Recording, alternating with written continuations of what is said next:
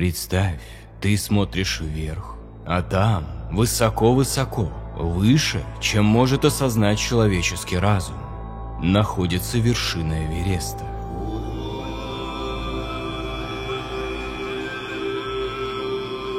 Самая высокая точка Земли, почти 9 километров над уровнем моря. По сути, это просто огромная куча камней и льда. Но для многих людей Эверест – это нечто большее. Это символ духа природы, чистая, холодная и бездушная стихия, которой абсолютно наплевать на людей. Она бросает людям вызов одним своим существованием.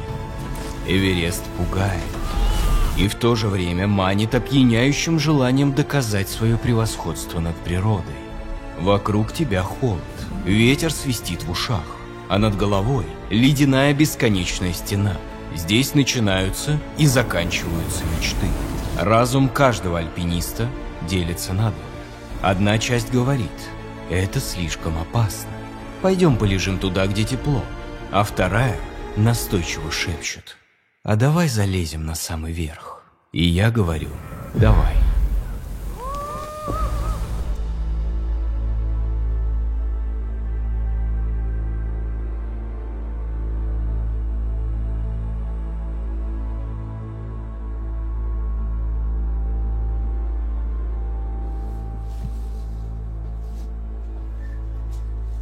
Привет, с вами Гео. Как и все предыдущие 7 лет, я уже долго рассказываю о культовых историях, о загадочных, веселых и трагических событиях. Но вот вопрос: а зачем? Банальный ответ простой. Мне интересно рассказывать, вам интересно слушать. Но давайте копнем глубже.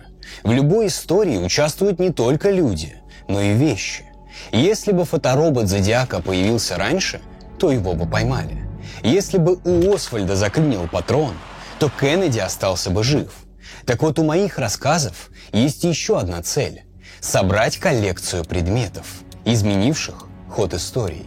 Задача, прямо скажем, амбициозная, особенно сегодня, когда за экспонатом нам придется залезть на самую высокую гору в мире.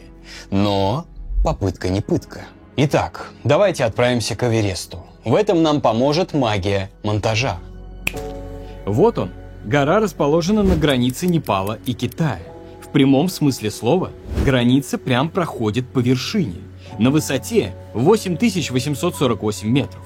Несмотря на то, что Эверест никуда не двигался с места последние несколько миллионов лет, у него довольно молодая история. Звучит странно, но давайте объясню. Вот цитата британского альпиниста Фрэнсиса Янгхабенда. О восхождении на Эверест люди мечтали еще 30-40 лет назад. Этот непокоренный исполин волнует всякого альпиниста. Пусть нет ни денег, ни времени, ни условий для подготовки. Желание взойти на высочайшую вершину Земли не оставляет тех, кто любит горы. Красивые вдохновляющие слова, но главный прикол во времени, когда они были сказаны. Это 1921 год. То есть Янгхабенд тут говорит, что еще в далекие дремучие времена, конца, 19 века, люди мечтали залезть на эту гору. Но, простите, а до этого нет? Нет, по простой причине. Даже двум. Во-первых, Гималаи находились тогда в жопе мира. Европейцам хватало своих проблем. Великие открытия прошлого совершались не ради рекордов, а ради выгоды. Магеллан поплыл в кругосветное путешествие не для того, чтобы просто обогнуть шарик, а чтобы найти короткий путь на острова пряности. Колумб открыл Америку случайно, а вообще-то он хотел найти удобный торговый маршрут в Индию. А рекорды чисто ради понтов и национального престижа. Это уже продукт 19 века. Открытие Антарктиды, походы к Северному и Южному полюсам. С практической точки зрения довольно сомнительное занятие, но крутое достижение, если рассматривать их как символ. Так вот, скалолазание идет в ту же копилку. Понятно, что по горам лазали и раньше, но как явление скалолазание появилось только в 1880-х годах. Оно стало модным экстремальным развлечением. Скалолаз в конце 19 века – это как летчик в 1920-х или космонавт в 1960-х. Так вот, по меркам человеческой истории мечтать покорить Эверест стали совсем недавно. Но по меркам истории скалолазания об этом стали мечтать сразу. Если что, это все присказка. Потому что пока, я думаю, вы не очень понимаете, о чем я буду рассказывать. И зачем мне лезть на самую высокую точку мира ради какого-то предмета. Пусть и метафорически, но все же. Кстати, а что я сегодня хочу найти? Какой такой предмет для коллекции? Ведь как хоть что-то могло изменить историю на высоченной и пустынной горе? Ну, я ищу не то, что изменило прошлое, а то, что может изменить настоящее. Гора – это просто гора, явление природы, как лес, озеро или море. Какая у нее может быть история? Не про геологию я ж в самом деле буду говорить. Конечно, нет. Меня интересуют люди. Соответственно, когда там появляются люди, появляется и история. Эверест в этом плане уникальная точка на планете. В том смысле, что сначала туда отправляются только самые отбитые искатели приключений. А сегодня она стала туристической достопримечательностью. Каждый год на вершину забираются несколько сотен человек. Но несмотря на такую популярность, это все равно еще крайне опасное занятие. Смертность среди альпинистов достигает 2%. Грубо говоря, среди сотни отправившихся наверх, 2 не вернутся. Я постараюсь рассказать обо всем, что связано с этой горой. Как ее открыли, как впервые пытались покорить. Расскажу про главную альпинистскую тайну 20 века. Смогли ли забраться на вершину Мэлори и Ирвин? Расскажу про сумасшедшего эзотерика, который пытался подняться на гору с помощью духов. Затрону тему, как Эверест превратился в туристический центр, свалку и кладбище. Как там массово гибли скалолазы, по каким причинам, и что вообще чувствует человек на высоте 8 километров. Я считаю, что контент должен быть не только интересным, но и визуально красивым. И иногда это обходится в копеечку. Много копеечек. Но при должном знании любые траты можно превратить в выгоду. И долгожданная покупка станет в разы приятнее. Согласны? Раскрою вам секрет двойной выгоды от покупок с картой Озон банка. Например, я давно хотел купить виниловый проигрыватель, но постоянно откладывал. Весь фокус внимания направлял на регулярные расходы. Это оплатить, то поменять. Но как приятно было узнать, что за все эти траты можно получить проигрыватель всего за 1 рубль. Магия, не правда ли? Оформляйте пластиковую карту Озон банка, оплачивайте ей что угодно вне Озон. Покупки в магазинах, кафе, ресторанах или онлайн. Копите звезды и обменивайте их на товары за 1 рубль. Чем больше покупок, тем больше товаров за 1 рубль станет доступным. Оформляйте свою выгодную карту Озон банка и выбирайте товары популярных брендов всего за 1 рубль. Я уже сказал, что Эверест лежит строго на границе между Непалом и Китаем. До 1920 года европейцам был запрещен въезд как в одну, так и в другую страну. Была только английская торговая миссия в Тибете, но с очень ограниченным правом перемещений. И вот только в 2020 году Далай-лама разрешил провести научную экспедицию к Эвересту. Но давайте вернемся еще на 100 лет назад, потому что изучение этой теории начались в 19 веке. После колонизации Индии британцы устроили великое тригонометрическое исследование. Они хотели нанести на карту все местные горы. С самого юга Индии геодезисты постепенно продвигались на север, неся с собой измерительные приборы по 500 килограммов каждый. Они достигли предгорий Гималаев к 1830 годам. Дальше надо было двигаться через Непал, но там англичанам запретили въезд. Поэтому наблюдать за самыми высокими горами в мире ученым пришлось с расстояния в 240 километров.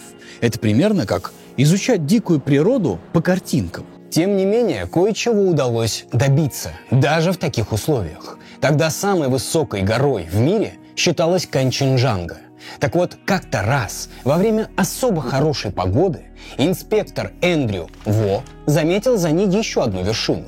ее назвали «вершина Б» и сделали вывод, что она, возможно, выше, чем Канченджанга.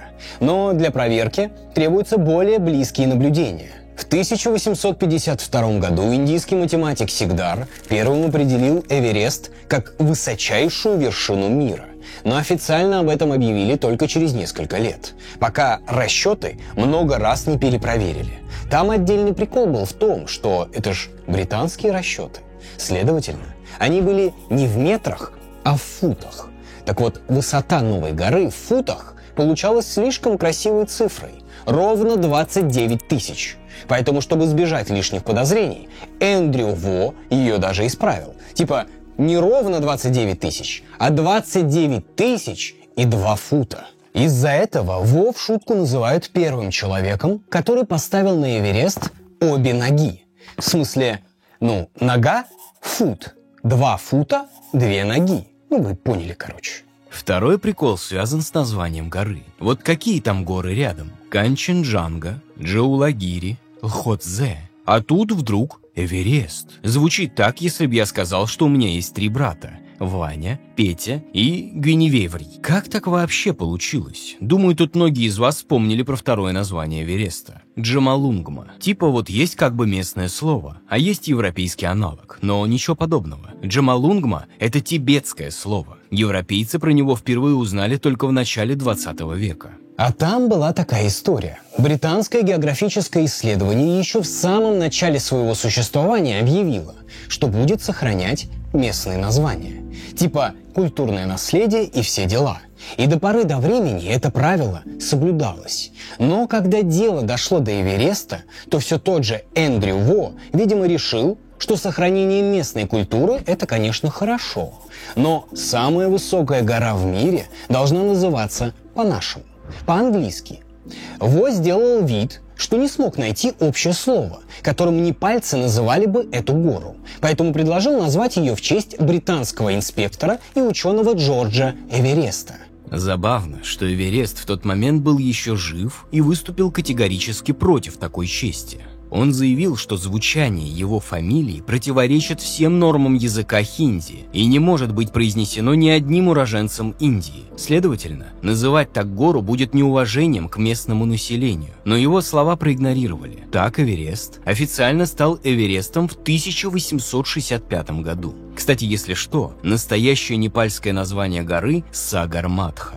После того, как стало ясно, что тут у нас самая высокая точка в мире, вырос и интерес к исследованиям. А так как официально европейцам нельзя было заехать ни в Непал, ни в Тибет, то геодезисты индийской топографической службы ездили туда нелегально. Они маскировались под паломников, монахов или торговцев. Свои наблюдения они записывали под покровом темноты, и маленькие бумажные свитки прятали внутрь цилиндров для молитв. С помощью компаса они измеряли местоположение гор и рек, высоту определяли термометром по точке кипения воды. Ни один человек не подошел в то время к Эвересту ближе, чем на 80 километров. Но в 1885 году президент альпийского клуба Клинтон Дент заявил, что забраться туда вполне по силам человеку. Эверест заслонен от взгляда цепью других гор. Долгое время никто не заходил на его огромные ледники. Вся информация была на уровне слухов. Типа там, наверху, есть монастырь из снега. Монахи там стерегут троны богов. И все это будоражило фантазию. В конце концов, англичане добились права исследовать Эверест. Причем не от Непала, а от Тибета. Самым простым способом. С помощью доброго слова и пистолета. То есть во время военного похода в Тибет в 1904 году. Пора собираться в дорогу. Хотя вы уже видели, как я прусь через лес. Считается, что тут у нас небольшой флешбэк. Если я по истории Эвереста скачу туда-сюда, то почему не могу менять хронологию собственного ролика? Хорошо, горячо. Итак, англичане вбили себе в голову, что именно они должны первыми покорить Эверест. Типа, мы его открыли, мы его назвали, мы туда и залезем. Из Непала это было бы сделать намного проще, но туда англичан все еще не пускали, так что решили штурмовать гору со стороны Тибета. Доктор Келлес, опытный исследователь Гималаев, изучил возможности подхода к северному подножью Эвереста через Тибет. Ближе всего к горе подошел офицер Джон Ноуэлл, который замаскировался под местного жителя. До вершины ему оставалось 60 километров. На тот момент ни один белый человек не был настолько рядом с вершиной мира. Но по-настоящему большая экспедиция к Эвересту состоялась в 1921 году. Она шла длинным изогнутым путем через Индию и Тибет к монастырю Ронгбук, тот самый монастырь из снега, из старых легенд, который оказался не из снега. На базаре в маленьком индийском городе наняли носильщиков-шерпов, которые должны были тащить грузы экспедиции по всем дорогам и перевалам Тибета. Шерпы – это, кстати, пипец какие важные чуваки в деле покорения Эвереста. Даже сейчас. Так что о них я еще расскажу поподробнее. Поход начался в середине мая. Европейцы тяжело переносили влажную тропическую жару. Да, жару. Не удивляйтесь. Это сейчас туристов-альпинистов довозят на самолете почти до самого подножья. Да и то, все равно приходится переть пешком до базового лагеря несколько дней. А тогда, 100 лет назад, исследователи начинали путь в Индии и топали по жаре в 30 градусов со всем своим зимним оборудованием. Дорогу местами переграждали оползни. Сами дороги сужались и превращались в узкие тропы, которые шли по самому краю скал, высоко над ущельями. Даже мулы решили, что путь какой-то слишком небезопасный, и отказались идти. Пришлось поменять животных на тибетских яков. Врач экспедиции умер от сердечного приступа по дороге. Он считается первой жертвой среди покорителей Эвереста, хотя непосредственно до горы доктор даже не дошел. Наконец, англичане достигли Ронгбука. До Эвереста оставалось всего 30 километров. Если что, в задачу экспедиции не входило сходу забраться на гору. Они должны были изучить окрестности и найти самый легкий путь наверх. А уже в следующий раз пробовать лезть выше. Англичане уже тогда понимали, что чем выше горы, тем ниже приоры. Не спорьте, вы ждали этой шутки. А если серьезно, чем выше, тем меньше кислорода. Горный маршрут, который показался бы легкой прогулкой на высоте 5 километров, может превратиться в непреодолимое препятствие на высоте в 8 километров. В составе экспедиции был Джордж Мэлори, один из талантливейших британских альпинистов того времени. Да и вообще, кажется, до сих пор он самый известный альпинист в мире. Он мечтал стать первым человеком, кто окажется на вершине вершины мира. Кстати, он связан с артефактом, который я так хочу в мою коллекцию. Есть идеи, что это может быть? Начинайте угадывать. Можно сразу на этом моменте писать комментарии и потом добавлять новые, с новыми догадками. Мне интересно, на какой минуте кто-то догадается раньше всех. Мэлори нашел место на леднике, куда можно было забраться и заглянуть через край, на другую сторону горы. Там он увидел ужасающий ледопад, нагромождение гигантских глыб, которые казались непроходимыми. Этот путь наверх был закрыт. Прошло 2 месяца, прежде чем экспедиция нашла проход на восточную часть ледника. Они сделали огромный крюк в несколько сотен километров, прежде чем вышли на так называемое «Северное седло» – горный перевал с очень крутыми склонами. Мэлори и еще 2 альпиниста решили залезть на него, и через ураганные ветры добрались до высоты в 7 километров. Оттуда он увидел почти прямой путь к вершине. Это означало, что главная задача экспедиции выполнена – найден маршрут наверх. Кстати, даже сегодня через Северное седло проходит один из самых популярных маршрутов на Эверест. Но на тот момент никто из европейцев не заходил еще так далеко и так высоко. Едва экспедиция вернулась в Лондон, как там тут же стали планировать вторую, с более грандиозными задачами. В марте 22 года из Индии в сторону Эвереста выдвинулась небольшая армия. 13 англичан, 160 шерпов-носильщиков, 300 животных с грузом. Руководил экспедицией бригадный генерал Чарльз Брус, а в ее состав входили лучшие британские альпинисты, включая Мэлори. Генерал был не просто тупым солдафоном, он имел за плечами 40-летний опыт восхождений в Альпах и Гималаях. А еще никто лучше него не знал, как вести себя с местным населением. Он 30 лет прослужил в полку, состоящем из непальских добровольцев. В районе Эвереста до мая длится зима, а уже в июне туда приходят штормы с Индийского океана. Теплые ветра делают снег и лед непрочными. Таким образом, в распоряжении экспедиции было слишком мало времени. Опять скажу, что ровно так же дело обстоит и сейчас. Большую часть времени Эверест закрыт для восхождения. Больше 90% всех современных альпинистов забираются на гору как раз в этот короткий период, в апреле-мае. Короче, дорог был каждый день, каждый час. На пути к вершине выстроили цепь небольших высотных лагерей с палатками, едой и спальными мешками. А еще у англичан с собой впервые были баллоны со сжатым кислородом. Этот метод предложил некий капитан Финч, еще один известный альпинист. Он задолго до восхождения хотел проверить, как человеческий организм будет вести себя на такой огромной высоте. В Англии он построил барокамеру, залез туда и приказал выкачивать воздух до тех пор, пока давление не становилось похожим на давление на высоте 8880 метров. Финч провел 2 опыта – без подачи дополнительного кислорода и с ним. В опыте без кислорода он ощущал бешеное сердцебиение, давление на голову и уши, а в конце вообще потерял сознание. А когда в тех же условиях он стал вдыхать дополнительный кислород через резиновую трубку, то все симптомы прекратились. Финч чувствовал себя в барокамере свежим и бодрым. Еще опыты показали, что вершина Эвереста находится на грани человеческих возможностей. Я напомню, что его высота 8848 метров. А если подняться еще всего лишь на 150 метров выше, то там человек за несколько минут умрет от кислородного голодания. Короче, в стальных цилиндрах по 15 килограмм каждый Финч и его товарищи впервые в истории альпинизма несли на гору кислород. На преодоление ледопада Северного седла ушло несколько дней. Прямо наверху разбили промежуточный лагерь номер 4. Это, если что, на высоте 7 километров.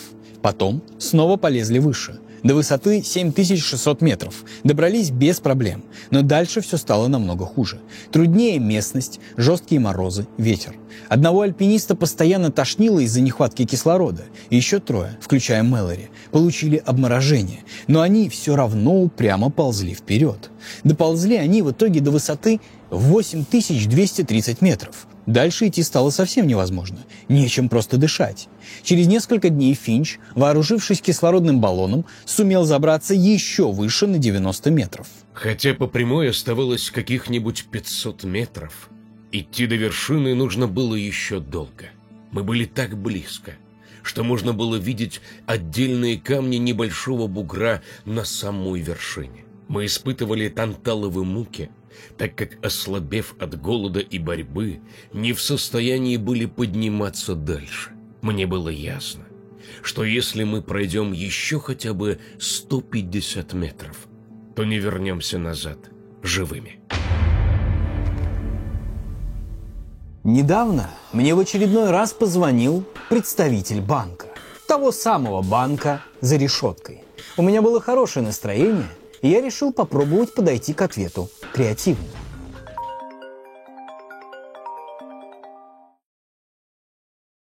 Алло? Добрый день, меня зовут Михаил, и я представитель банка. Кто со мной на связи? Привет, с вами Ео. И сегодня мы поговорим... 3 hours later. Офигеть! А где это можно еще послушать? Ну или посмотреть? Так у меня стало на одного подписчика больше. Конечно, мы уже привыкли к таким звонкам и развлекаем себя как можем. Но лучше не разговаривать с мошенниками вовсе. Их уловки не стоят на месте. Фишинговые приложения, фейковые страницы, аккаунты. Все это лишь верхушка айсберга киберопасности. А чтобы оказаться на вершине Эвереста кибербезопасности, стоит жить в стиле K-Core. Не путать с K-Pop. K-Core – кибербезопасный образ жизни, который доступен каждому с Касперский премиум. Касперский премиум избавит вас от спам-звонков, защитит ваши платежные данные, пароли, документы и много другой персональной информации, а также даст возможность сохранить приватность онлайн. Но самое интересное – это функция «Кто за мной следит?». Она обнаруживает смарт-метки и Bluetooth-устройства, которые могут быть использованы для слежки, будь то за автомобилями, людьми или личными вещами. Также функция помогает обнаружить приложения, которые шпионят через камеру и микрофон. Сейчас можно купить Касперский премиум со скидкой до 20%, а по моему промокоду GEO дополнительная скидка 10%. Будь на вершине кибербезопасности. Новый рекорд был поставлен, но вершина Эвереста все еще оставалась непокоренной. Финч спустился в лагерь в полной уверенности, что у них будет еще одна попытка, а может и не одна. Хотя стоянка экспедиции к тому моменту напоминала скорее военно-полевой госпиталь, чем научную миссию. Куча людей с травмами, обморожением и высотной болезнью. По-хорошему, надо было сворачивать удочки и сваливать. Погода ухудшалась, все задолбались. И тем не менее Мэлори и еще один человек по фамилии Сомервелл решили попробовать еще раз. Но... Тишину вдруг нарушил какой-то непонятный нам пугающий звук. Он был резкий, мощный и в то же время мягкий, как взрыв нерастертого пороха. Никогда раньше я не слышал в горах такого звука, но все сразу поняли, что это такое, как будто слышали его каждый день. Спустя мгновение я увидел, как ровная снежная поверхность рядом со мной покрылась рябью и раскололась. Я сделал несколько отчаянных шагов, пытаясь выскочить на берег потока, но вместо этого медленно стал двигаться вниз, влекомой силой, всякое сопротивление которой бесполезно. Мне удалось повернуться так, чтобы не лететь головой вниз. Несколько секунд мне казалось, что опасность невелика, так как снег плавно увлекал меня за собой. Потом веревка натянулась и дернула меня назад. Снежный вал накрыл меня, и я решил, что все кончено. Это была лавина. Воспоминания обо всем прочитанном и слышанном о лавинах пронеслись у меня в мозгу. В качестве лучшего средства спасения предлагалось сделать плавательные движения. Я протиснул руку над головой и сделал нечто вроде этого. Под снегом, где нет никаких ориентиров, я не был в состоянии судить о скорости. Не обращая ни на что внимания, я боролся со снегом. Через несколько мгновений последовал удар, и я ощутил нарастающее давление на тело. Я уже спрашивал себя, насколько сильно я зажат, когда лавина остановилась. Руки у меня были свободны, ноги находились близко от поверхности. Это запись из дневника Джорджа Мэлори. Он вообще оставил после себя очень подробные воспоминания, которые позволяют понять, что чувствовали люди, первыми в мире оказавшиеся в таких экстремальных условиях. На этот раз ему повезло. Из-под снега его вытащил носильщик, но повезло далеко не всем. Под лавиной пропали 7 носильщиков. О дальнейшем подъеме не могло быть и речи. Первая экспедиция по покорению Эвереста закончилась неудачей и смертями. Кстати, после этого провала в тогдашних СМИ разразилась дискуссия на тему того, что «а оно нам вообще надо? Какой смысл в подъеме на Эверест? Он стоил не только человеческих жизней, лишений и страданий, но и очень-очень много денег. А польза для общества равна нулю». Альпинисты на это пытались ответить в духе «Вы не понимаете, это другое». Целью нашей деятельности является желание побольше узнать о собственных возможностях. Никто пока не знает, где этот предел. Мы живем не для того, чтобы есть и зарабатывать деньги. Многие из нас знают по собственному опыту, что горовосхождение – величайший источник радости. Как прекрасно состязаться с горой, пробовать свои силы на естественных препятствиях и ощущать, как человеческий дух одолевает мертвую материю. Тогда противники скалолазов переключились с практических аргументов на этические. Типа, ну окей, вы, англичане, захотели полезть в горы, но нахрена потащили с собой бедных непальцев, 7 из которых погибли? Ай-яй-яй, как нехорошо. На что Мэлори гневно ответил: Эверест лежит вне сферы обычного контракта, вне денежных отношений. Носильщики были равноправными участниками экспедиции и умерли, честно выполняя обязанности, которые сами на себя взяли. Ну типа, мы им предложили и заплатили, они согласились. Честная сделка. Какие у вас вопросы? Это дискуссия столетней давности, но оба ее вопроса актуальны до сих пор. Я имею в виду, что альпинисты до сих пор рассуждают о радости преодоления чрезмерных нагрузок, о тесной связи с природой. На что им говорят, мол, вы дебилы? Зачем вам эти горы? Какой смысл? Чтобы вас оттуда потом спасать? И также говорят о вопросе этичности использования местных жителей шерпов в роли носильщиков и гидов. Насколько правильно за деньги заставлять рисковать жизнью людей, которым эти горы нафиг не сдались? С другой стороны, шерпы с радостью соглашаются на такую работу, потому что нигде больше они не смогут заработать столько денег. Ну ладно, про современность мы еще поговорим. А пока давайте снова вернемся на 100 лет назад. Итак, в 22 году покорение Эвереста не удалось. В следующий раз англичане пойдут в экспедицию уже через 2 года. И снова в ее составе будет Джордж Мэлори. Это будет уже 3-й его поход в Гималай. Ему приписывают короткое и красивое выражение. Когда его спросили, зачем ему нужно забраться на Эверест, тот ответил: потому что Эверест существует.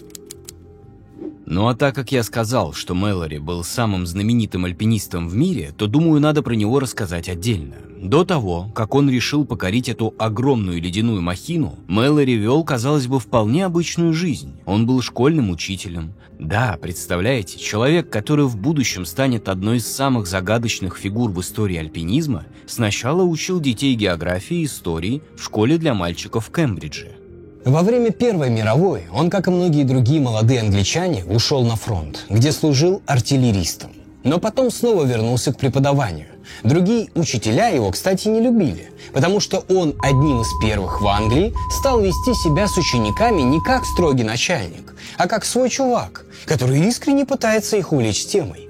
Мэлори провоцировал дебаты и был не против, когда студенты высказывали свое мнение. Что это за учитель вообще такой? Несерьезный какой-то он.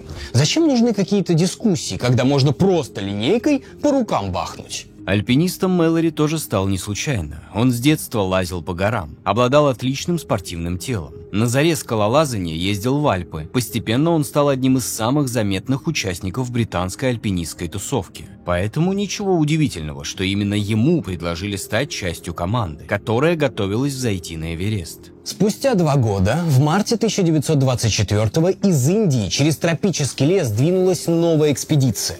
Мэлори, похожий на мальчика в свои 37 лет, был здесь в 3-й раз.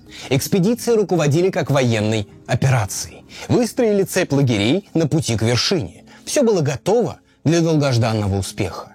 Но в дело вмешались аномальные холода. Температура доходила до минус 30 градусов. И это в мае, в самом благоприятном месяце для восхождения. Команды дважды выходили к вершине и дважды были вынуждены спускаться в самый низ. На этом пути из-за бури и лавин погибли 2 носильщиков. Хорошая погода установилась только в последние дни мая, когда все альпинисты валялись без сил. Но, не возвращаться же домой ни с чем, правильно? Ведь в таком случае получилось бы, что эта вторая, более дорогостоящая экспедиция добилась куда меньших успехов, чем первая. Делать нечего. Самые смелые, включая Мэлори, снова решили попытаться вскарабкаться на самый верх. Ну или хотя бы попытаться. И надо сказать, это было реально мужественно. Им удалось даже установить штурмовой лагерь на высоте 8145 метров. Большинство физиологов того времени считали, что это просто невозможно. В смысле, находиться на такой высоте можно, но недолго. А тут прям лагерь. Офигеть. 4 июня 2 человека, Нортон и Сомервелл, двинулись к вершине. Но вскоре у Сомервелла начались мучительные приступы высотного кашля, и он вернулся обратно. Нортон двинулся один без кислородной маски. Он добрался до высоты 8572 метра. На дальнейшее не было просто сил. Нортон разочарованно спустился в лагерь, и он еще не знал, что только что установил рекорд, который продержится 50 лет. Потому что, по идее, продержаться он должен был всего 4 дня. 6 июня в свое знаменитое восхождение отправились Ирвин и Мэлори, самые опытные и самые неопытные альпинисты из экспедиции 24 года. У каждого был рюкзак весом около 12 килограммов. Была прекрасная погода. Они быстро дошли до лагеря 5. Там Мэлори записал в дневнике: «Здесь наверху ни малейшего ветра. Похоже, что у нас есть шанс». Потом они достигли лагеря номер 6, где их встретил шерпа-носильщик и Ноэль Одал, фотограф экспедиции. 8 июня два альпиниста двинулись к вершине. Около полудня Одал вышел из палатки и увидел две крошечные фигурки высоко на каменном гребне. Туман вдруг рассеялся надо мной, вершина очистилась. На снежном пятачке под предпоследней ступенью перед вершиной пирамидой я обнаружил черную точку, которая приближалась к скальному уступу. За первой двигалась вторая точка. Первая начала проходить крутой участок. В то время как я стоял и пристально вглядывался в них, все опять, к сожалению, закрылось туманом. Больше никто и никогда не видел Ирвина и Мэлори живыми. Эти двое должны были стать первыми людьми, кто поднялся бы на вершину мира, а стали главной загадкой мирового альпинизма. Что случилось? Как они погибли?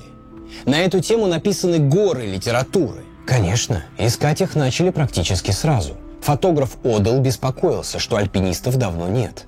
Они отставали от запланированного графика на 5 часов.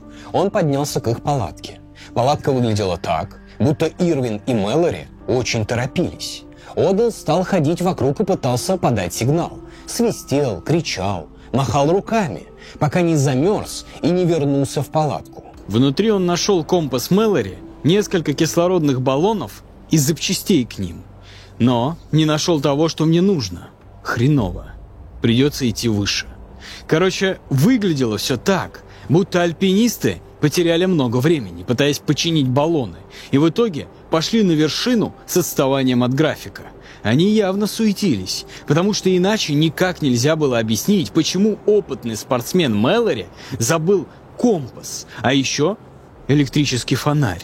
Когда Одал вернулся в базовый лагерь и сообщил, что Ирвин и Мэлори пропали, то на их поиски двинулись почти все англичане, которые еще могли стоять на ногах, но безуспешно. Казалось, что двое альпинистов просто растворились в воздухе. Только через 9 лет, во время следующего похода, Перси Вин Харрис забрался выше всех и нашел в снегу ледоруб Ирвина. Примерно в 230 метрах от первой ступени. Всего таких ступеней 3. Это большие каменные выступы на северо-восточном гребне Эвереста на отметках 8564, 610 и 710 метров. Среди них наиболее известна вторая ступень, самая сложная для прохождения.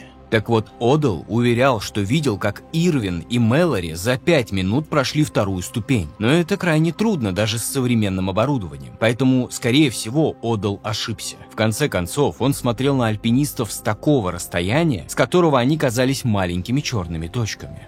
Это подтверждается и местом нахождения ледоруба, ниже первой ступени. И в очень опасном месте, между прочим. Кстати, может, кто-то предположил, что я ищу ледоруб Ирвина или Мэлори? Хорошая версия. Но нет, это ледоруб как ледоруб, ничего особенного. Вин Харрис, который и нашел этот инструмент, сказал, что там была каменная плита под наклоном в 30 градусов, покрытая неустойчивой подвижной галькой. Все это позволяет довольно уверенно говорить, что именно тут произошел несчастный случай. А о его причинах можно только догадываться.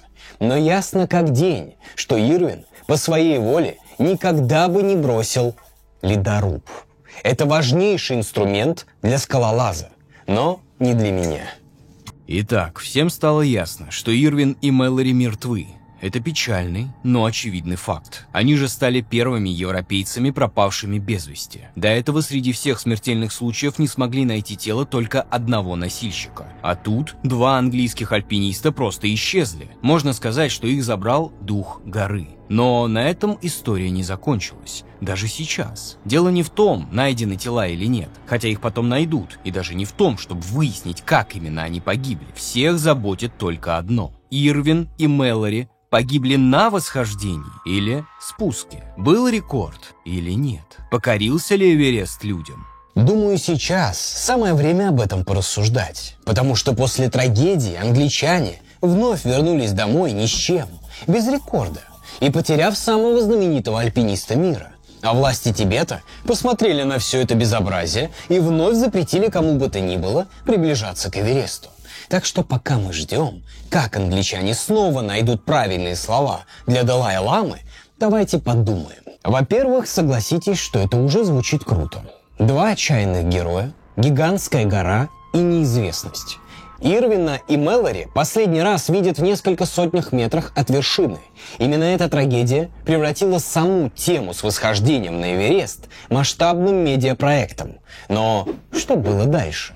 Сначала давайте разберем аргументы «за».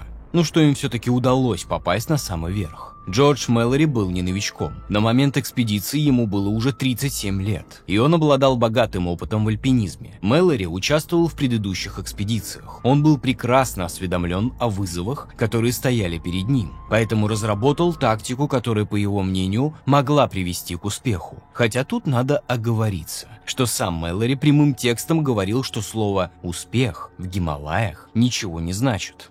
Одним из ключевых аргументов в пользу успеха Мэлори и Ирвина является свидетельство фотографа Ноэля Одала. Одал наблюдал за парой через бинокль с нижних лагерей и увидел, как они поднимались в районе 2-й ступени, знаменитой скальной преграды, на пути к вершине. Он описывал их движение как уверенное. По его словам, 2-ю ступень альпинисты преодолели всего за 5 минут, а погода в тот момент была относительно хорошей, хоть и облачной. Вроде бы англичанам ничего особо не мешало. Более того, тут мне, правда, надо забежать вперед, сразу так лет на 60, и сказать, что тело Мэлори хоть и пропало, но в 1999 году его нашли. Примерно на высоте 8200 метров. Выглядело все так, будто Мэлори погиб во время спуска. А еще при нем не нашли фотографии семьи, которые он специально взял с собой, чтобы оставить на вершине. Может быть, он действительно успел сделать это? Несколько лет назад альпинист и писатель Марк Хоррелл попытался повторить маршрут экспедиции 24 года. Он специально хотел проверить воспоминания Одала, который уверял, что видел Ирвина и Мэлори на 2-й ступени. Так вот, Хоррелл пришел к выводу, что если смотреть на Эверест с той точки, с которой это делал Одал, то окажется, что Ирвин и Мэлори действительно успели добраться как минимум до 3-й ступени. После этого Хоррелл сказал, что раньше скептически относился к заявлениям, что Мэлори покорил гору, но сейчас поменял свои взгляды и думает, что Мэлори на вершине все-таки был. Но есть и немало аргументов против. Самый главный – отсутствие прямых доказательств. Ни одного снимка с вершины. Ирвин взял с собой фотоаппарат, но его до сих пор не нашли. Кроме того, сегодня все туристы-альпинисты, отправляющиеся на Эверест с первого дня, постоянно слышат про правило номер 1. Рассчитывайте, что у вас будет только одна попытка взойти наверх. Вы должны оказаться в нужном месте, в оптимальной форме, со всем необходимым оборудованием. И еще, чтоб с погодой повезло. Собственно говоря, смысл этого правила простой. Не следует легкомысленно относиться к восхождению. Если вы думаете, что с первого раза не получилось, можно отдохнуть и попробовать снова, то нет. Так что не следует тратить силы и перенапрягаться, даже когда вы просто тусите в базовом лагере. На таких высотах восстановление организма идет очень долго. Джордж Мэлори с самого начала вел себя неправильно. Он пытался все время быть впереди, все время быть самым активным. Понять его можно. Но в таком случае роль тормоза на себя должен был взять руководитель экспедиции.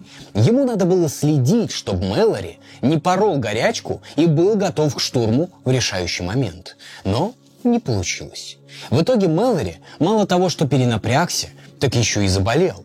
В смысле, он сначала пошел в гору, заболел, понял, что не дойдет, и вернулся отдохнуть в лагерь 3. На высоте 6,5 километров. Полностью выздороветь там было просто невозможно.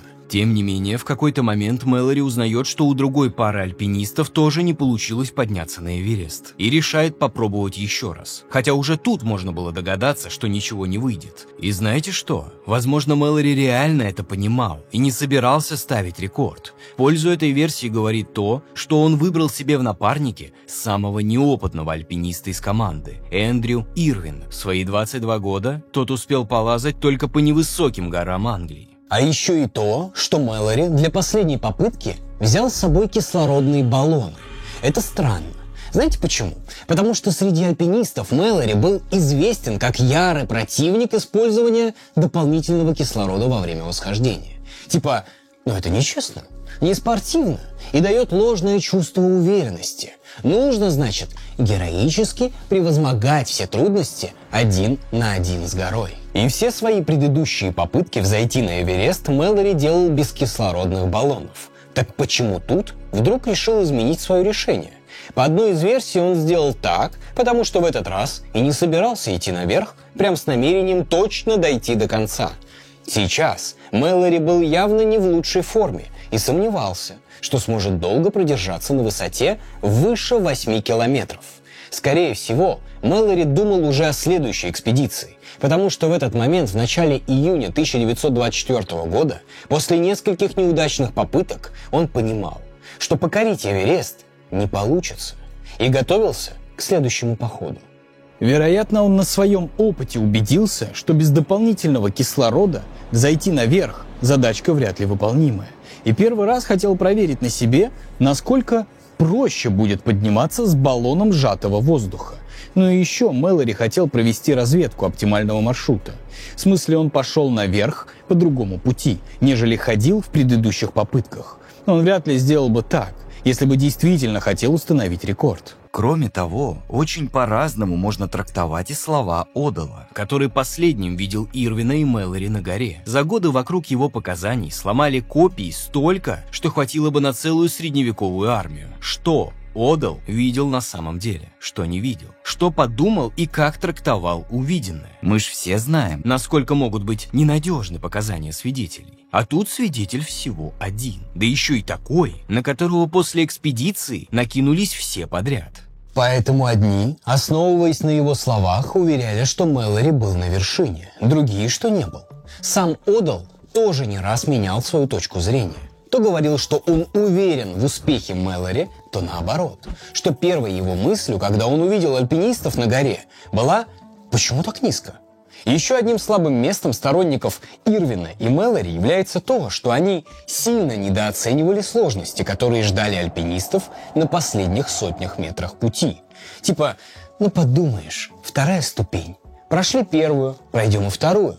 Хрен или нет? Все в экспедиции считали, что с набором высоты сложность возрастает в арифметической прогрессии, а она вырастала в геометрической. Первые популяризаторы восхождения на Эверест писали, что Нортон и Сомервелл не дошли до вершины каких-то 300 метров. Прям совсем чуть-чуть. Хотя именно с отметки 8500 метров и начинается самая жесть. Особенно для бескислородного восхождения. Даже по более поздним описаниям суперпрофессиональных альпинистов человек на высоте 8,5 километров выходит за грань возможного. И хорошо, когда рядом есть современные удобные веревки, пуховики, кошки на ногах и на всякий случай кто-то с кислородным баллоном. А с оборудованием столетней давности такое восхождение — это unreal.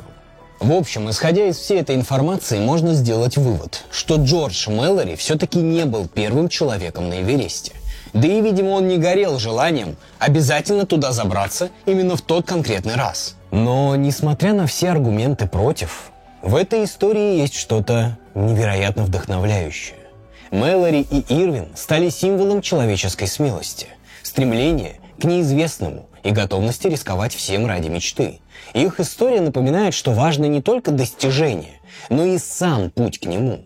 Возможно, они не достигли вершины, но они проложили дорогу для всех последующих поколений альпинистов. До сих пор каждый, кто поднимается на Эверест, думает о Мэлори и Ирвине. Были ли они первыми на вершине или нет? Их имена навсегда останутся частью истории этой горы. Они сделали то, что казалось невозможным. Может быть, однажды найдут фотоаппарат, а там фотографии с вершины Эвереста, и тогда все скептики будут опозорены. А пока пришло время двигаться дальше.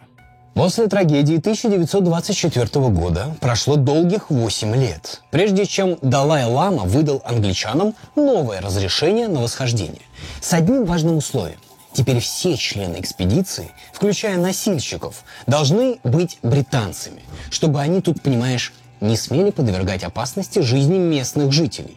То есть носильщиков нанимать можно, но они не должны подниматься выше определенной высоты и ставить какие-то там нафиг никому не нужные рекорды.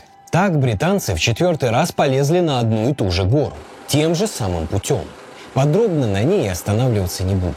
Но вообще не сказать о ней нельзя. Ну хотя бы потому, что первых экспедиций было не так много, и каждая была по-своему уникальной.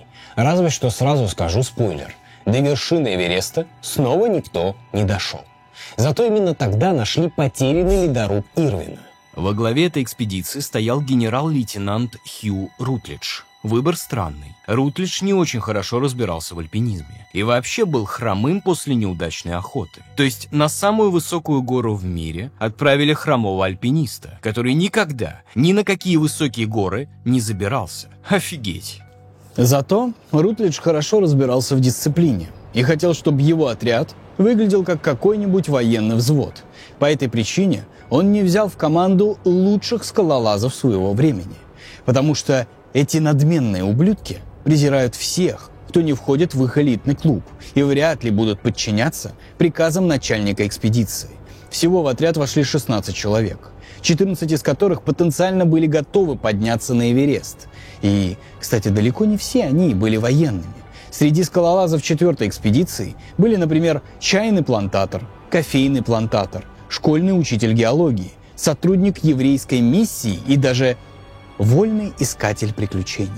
Не прикол, у него так и было записано в карточке. Что из этого вышло? Ну, сложно сказать. В целом неплохо. Но каждый следующий подъем давался альпинистам намного сложнее, чем их предшественникам. То ли погода помешала, то ли за предыдущие годы изменился рельеф местности. Но сейчас людям с трудом удалось подняться даже на Северное Седло, куда за 10 лет до этого Мэлори залезал без особых проблем. Все это привело к тому, что на штурм Эвереста было выделено 2 попытки. Во время первой Вин Харрис нашел ледоруб Ирвина и сумел подняться до 2-й ступени. После некоторого осмотра он решил, что 2-я ступень, цитата, «неприступна». Альпинисты решили возвращаться назад. Вторая попытка тоже закончилась ничем. В нее пошли вольный искатель приключений Смит и кофейный плантатор Шиптон. В итоге на высоте Шиптону стало плохо, и он спустился.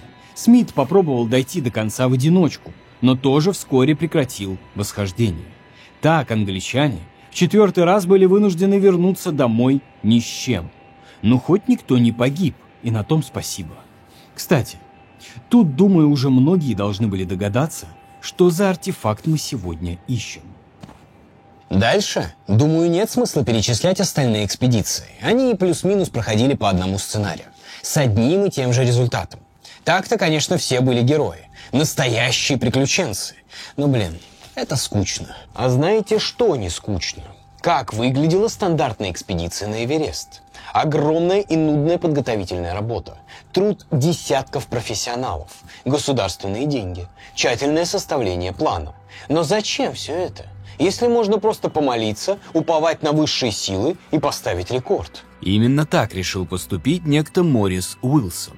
Его можно назвать живой иллюстрацией мема «Слабоумие и отвага». Я не шучу. 36-летний англичанин Моррис Уилсон подумал, что все остальные дураки, один он тут умный, и в 1934 году решил совершить первое в истории одиночное восхождение на Эверест. Почему он вообще подумал, что сможет такое сделать? А потому что верил, что его поддерживают высшие силы. Кстати, Уилсон был не первым эзотериком, кто пытался покорить Гималаи. Еще за 30 лет до него свою попытку совершил Алистер Кроули, главный маг и сатанист 20 века. Но там все было не так весело. Команда Кроули просто попала в снежную бурю и вернулась, не достигнув высоты даже в 7000 метров. А вот Уилсон совсем другое дело. Во-первых, он не был альпинистом, ни профессионалом, ни любителем, вообще никем. Уилсон – богатый наследник владельца шерстяной фабрики и ветеран Первой мировой войны. Яркий представитель так называемого «потерянного поколения», который не мог найти себя в послевоенной жизни и долго мучился от последствий ранения. В 1932 году Уилсон внезапно изменился и начал рассказывать знакомым, что встретил в Лондоне какого-то таинственного учителя, который молитвой и постом смог вылечить его больную руку. Уилсон решил, что нашел волшебный способ вылечить любую болезнь и стал горячо пропагандировать медитацию. В это время как раз газеты были забиты статьями об очередной британской экспедиции на Эверест. И Уилсон подумал, что вообще-то он может в одиночку взойти на гору и тем самым доказать силу медитации. Он вообще относился к восхождению так, будто эту задачу ему послали духи. Но как попасть на Эверест? Одно дело, если ты английский офицер, и тебя поддерживают специалисты и правительство. И другое дело, когда ты авантюрист-недоумок, который даже вряд ли сможет показать Гималаи на карте. Но зато Уилсон был очень упрямым. Он купил небольшой самолет и решил, что может из Англии прилететь прямо в Тибет. А там до горы рукой подать. Если что, управлять самолетом Уилсон тоже не умел. Но хрен ли там учиться? Пара рычагов, несколько кнопок туда-сюда, любой дурак справится. Уилсон записался в авиашколу и прошел экспресс-курс. Прошел очень плохо. Инструктор считал новоявленного пилота худшим из всех, кого он когда-либо учил, и прямо заявил ему, что до Тибета он не долетит. «Долечу», — ответил Уилсон и пошел учиться альпинизму. На этот раз, даже без хоть какого-то инструктора, просто на 5 недель ушел в горы Озерного края. Там находится самая высокая гора в Англии. На высоте меньше, 1 километра над уровнем моря. Но даже на эту, с позволения сказать, гору, Уилсон не взял никакого альпинистского снаряжения, ни даже не пытался изучать техники скалолазания. Просто запредельная наивность и самоуверенность. Уилсон не имел ни малейшего понятия, как ходить по снегу и пользоваться ледорубом. А дальше началось чисто шоу Бенни Хилла. В июле 1933 года Уилсон сел в свой самолет и полетел. Но сначала не сумел даже покинуть пределов Англии. Самолет грохнулся около Брадфорда, маленького английского городка. Самому Уилсону повезло. Он в аварии практически не пострадал. А вот самолет пришлось ремонтировать целый месяц. В этот момент про отчаянного придурка узнали журналисты. И Уилсон стал героем газетных заголовков. Чиновники побежали к альпинистам. Мол, это ваш вообще парень? Альпинисты ответили, что без понятия, что это за кадр вообще. Тогда Министерство авиации просто запретило Уилсону лететь в Тибет. А то ведь, не дай бог, помрет еще там. Но я ж говорил, что Уилсон был упрямый парень, да? Он просто проигнорировал запрет, причем у него было много шансов повернуть назад. Ведь нельзя было просто взлететь где-то рядом с Лондоном, а приземлиться в Тибете. Надо совершить много промежуточных посадок для дозаправки. И везде, на каждом аэродроме Англия на государственном уровне требовала от Уилсона вернуться. Когда наш горе-альпинист добрался до Каира, то узнал, что ему запретили лететь через Персию. Он полетел через Бахрейн, но после посадки узнал, что его самолет запретили заправлять. После долгих переговоров ему выдали топливо, но с одним условием. Он должен полететь обратно. Его даже заправили ровно настолько, чтобы хватило на дорогу в Каир и ни капли керосина больше. Ну и что вы думаете? Уилсон послушался? Конечно, нет. Он взлетел и направился в Индию. Топлива оказалось достаточно, чтобы добраться до самого западного индийского аэродрома, в городе Гвадар. Уилсон приземлился там, когда стрелка датчика керосина была на нуле. Дальше по плану был полет в Тибет через Непал. Хотя подождите, летать иностранцам через Непал нельзя. А что они мне сделают? Из лука собьют? Я ж там даже приземляться не собираюсь. Власти Индии охренели от такой наглости и наивности. Они не стали пытаться уговаривать Уилсона не делать глупостей. Видимо, индийские чиновники сразу сообразили, что имеют дело с поехавшим. И чтобы избежать дипломатического скандала, просто конфисковали его самолет. Но даже это заставило Уилсона грустить. Он написал властям Тибета, чтобы ему разрешили пересечь сухопутную границу. И, надо думать, очень удивился, когда получил отказ. Зиму он провел в Дарджилинге, индийском городе, откуда стартовали все предыдущие английские экспедиции. За это время он познакомился с 3 шерпами, которые раньше уже сопровождали британских альпинистов, и придумал новый план. Раз нельзя попасть в Тибет легально, значит, надо нелегально.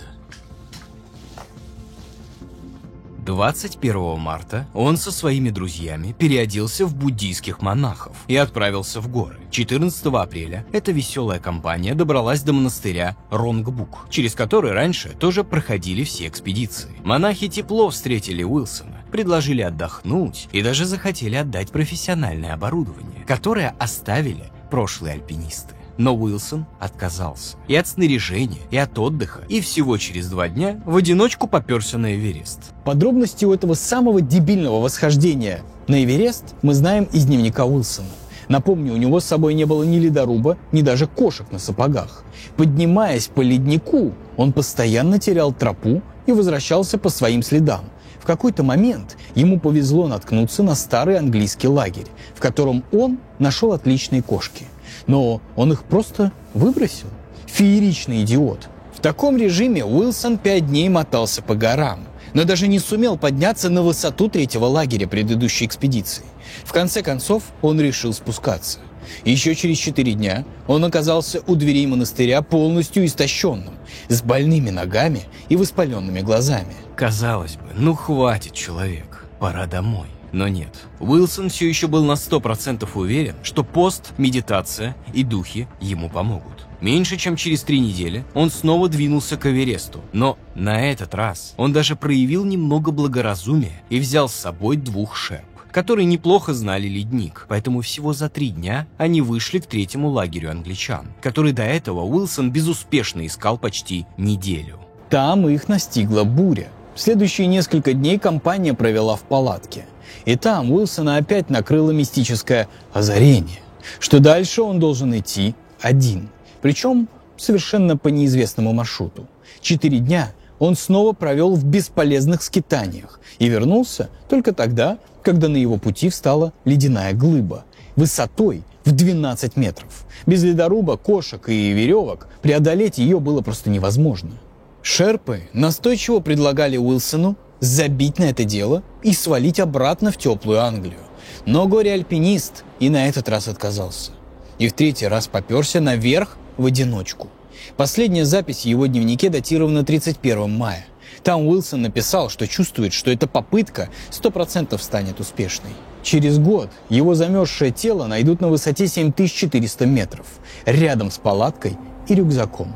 Морис Уилсон замерз насмерть. А дальше наступают 20 лет, о которых почти нечего рассказывать. Во всяком случае, такого, что существенно отличалось бы от предыдущих лет. Очередные англичане в очередной раз ходили на Эверест примерно с одинаковым результатом. Ситуация коренным образом изменилась только в 50-е. Во-первых, Китай захватил Тибет и запретил к чертовой матери все экспедиции. Во-вторых, неожиданно для многих открылся Непал и стал выдавать разрешение на восхождение. Это оказалось очень кстати, потому что быстро выяснилось, что с непальской стороны путь получается значительно легче. А еще на Эверест наконец-то стали подниматься не только англичане, но и американцы, канадцы и датчане. Становилось ясно, что до покорения вершины остается совсем немного. Вопрос был только в том, кто это сделает первым. Получится ли это у англичан, которые безуспешно бодаются об Эверест уже несколько десятилетий, или их кто-то обгонит у самого финиша? В 1953 году началась уже 9-я по счету британская экспедиция, в которую входило аж 400 человек. После выстраивания цепочки из 7 лагерей на пути к вершине для финального штурма были подготовлены 2 пары альпинистов. Том Бурдилан и Чарльз Эванс должны были идти первыми, но им не хватило каких-то 100 метров. Вышли из строя кислородные баллоны. Вторая пара состояла из шерпы Тенсинга Норгея, который уже не первый раз ходил в горы с разными экспедициями, и простого новозеландского пчеловода Эдмунда Хиллари. Пчеловод – это прям настоящая профессия. Хиллари даже вылетел к месту сбора альпинистов позже остальных, потому что ему надо было закончить работу у себя на пасеке. И именно эти люди стали первыми, кому удалось оказаться на самой высокой точке Земли. Они достигли вершины в 11:30 утра по местному времени, 29 мая 1953 года. Сделали несколько фотографий, закопали в снегу сладости и христианский крест. И спустились обратно живыми и невредимыми. Ура! В базовом лагере все это время находился журналист газеты «Таймс». Когда туда дошла информация, что Эверест наконец-то взят, он тут же послал гонца с запиской в ближайший город, где был радиопередатчик. Вероятно, новость о восхождении стала последней мировой сенсацией, которую доставлял гонец. По совпадению, в Лондоне об успехе экспедиции узнали 2 июня, в день коронации новой английской королевы Елизаветы II. Главный рекорд был поставлен. Выше забраться было просто невозможно. Ну а дальше пошли рекорды поменьше. 73 год. Первое осеннее успешное восхождение. 75-й. Первая женщина на вершине. 78-й. Первое восхождение без кислорода. 80-й. Первое одиночное восхождение без кислорода. Тут интересно, что оба этих достижения принадлежат одному человеку. Итальянскому альпинисту Райнхольду Месснеру. Это, наверное, последний герой-романтик 20 века. Его прям раздражают современные туристические походы на Эверест. По его мнению, это все фигня. И нищетово. Надо сражаться против горы по-честному, без кислородного баллона. Заранее проложенных лестниц и даже без рации, ибо достижение вершины не должно выглядеть как легкая прогулка. Настоящий Эверест – это не просто высшая точка на Земле. Это испытание на пределе человеческих возможностей. Альпинисты, которых решаются отправиться туда, должны быть готовы умереть. Эверест не прощает ошибок, но именно это делает его таким привлекательным и страшным одновременно. Климат на Эвересте даже из опытных альпинистов выжимает силы. Температуры здесь могут падать до минус 60 градусов зимой. Отправляться на гору в это время года – чистое безумие. Хотя ради рекордов делали и не такое. В лютые зимние холода на Эверест первый раз поднялись польские скалолазы в 1980 году. Но даже в мае, в обычное время для восхождения, на вершине Эвереста температура в минус 30 держится почти постоянно. Вторая проблема – это ветер. Порывы могут достигать скорости более 150 км в час. Такой буран может либо засыпать твою палатку снегом вместе с тобой внутри, или сорвать нафиг со скалы в пропасть. И еще один фактор – лавины и ледники. Маршрут на Эверест проложен через ледяные трещины, над которыми нужно натянуть лестницы и канаты. Подъем через ледопад Кхумбу – один из самых опасных участков среди всех гор в мире вообще. Здесь каждую минуту может обрушиться ледяной блок или сорваться лавина. Но самое важное – это нехватка кислорода. По мере того, как ты поднимаешься выше, воздух становится разреженным. На высоте около 8 километров кислорода в атмосфере почти в 3 раза меньше, чем на уровне моря.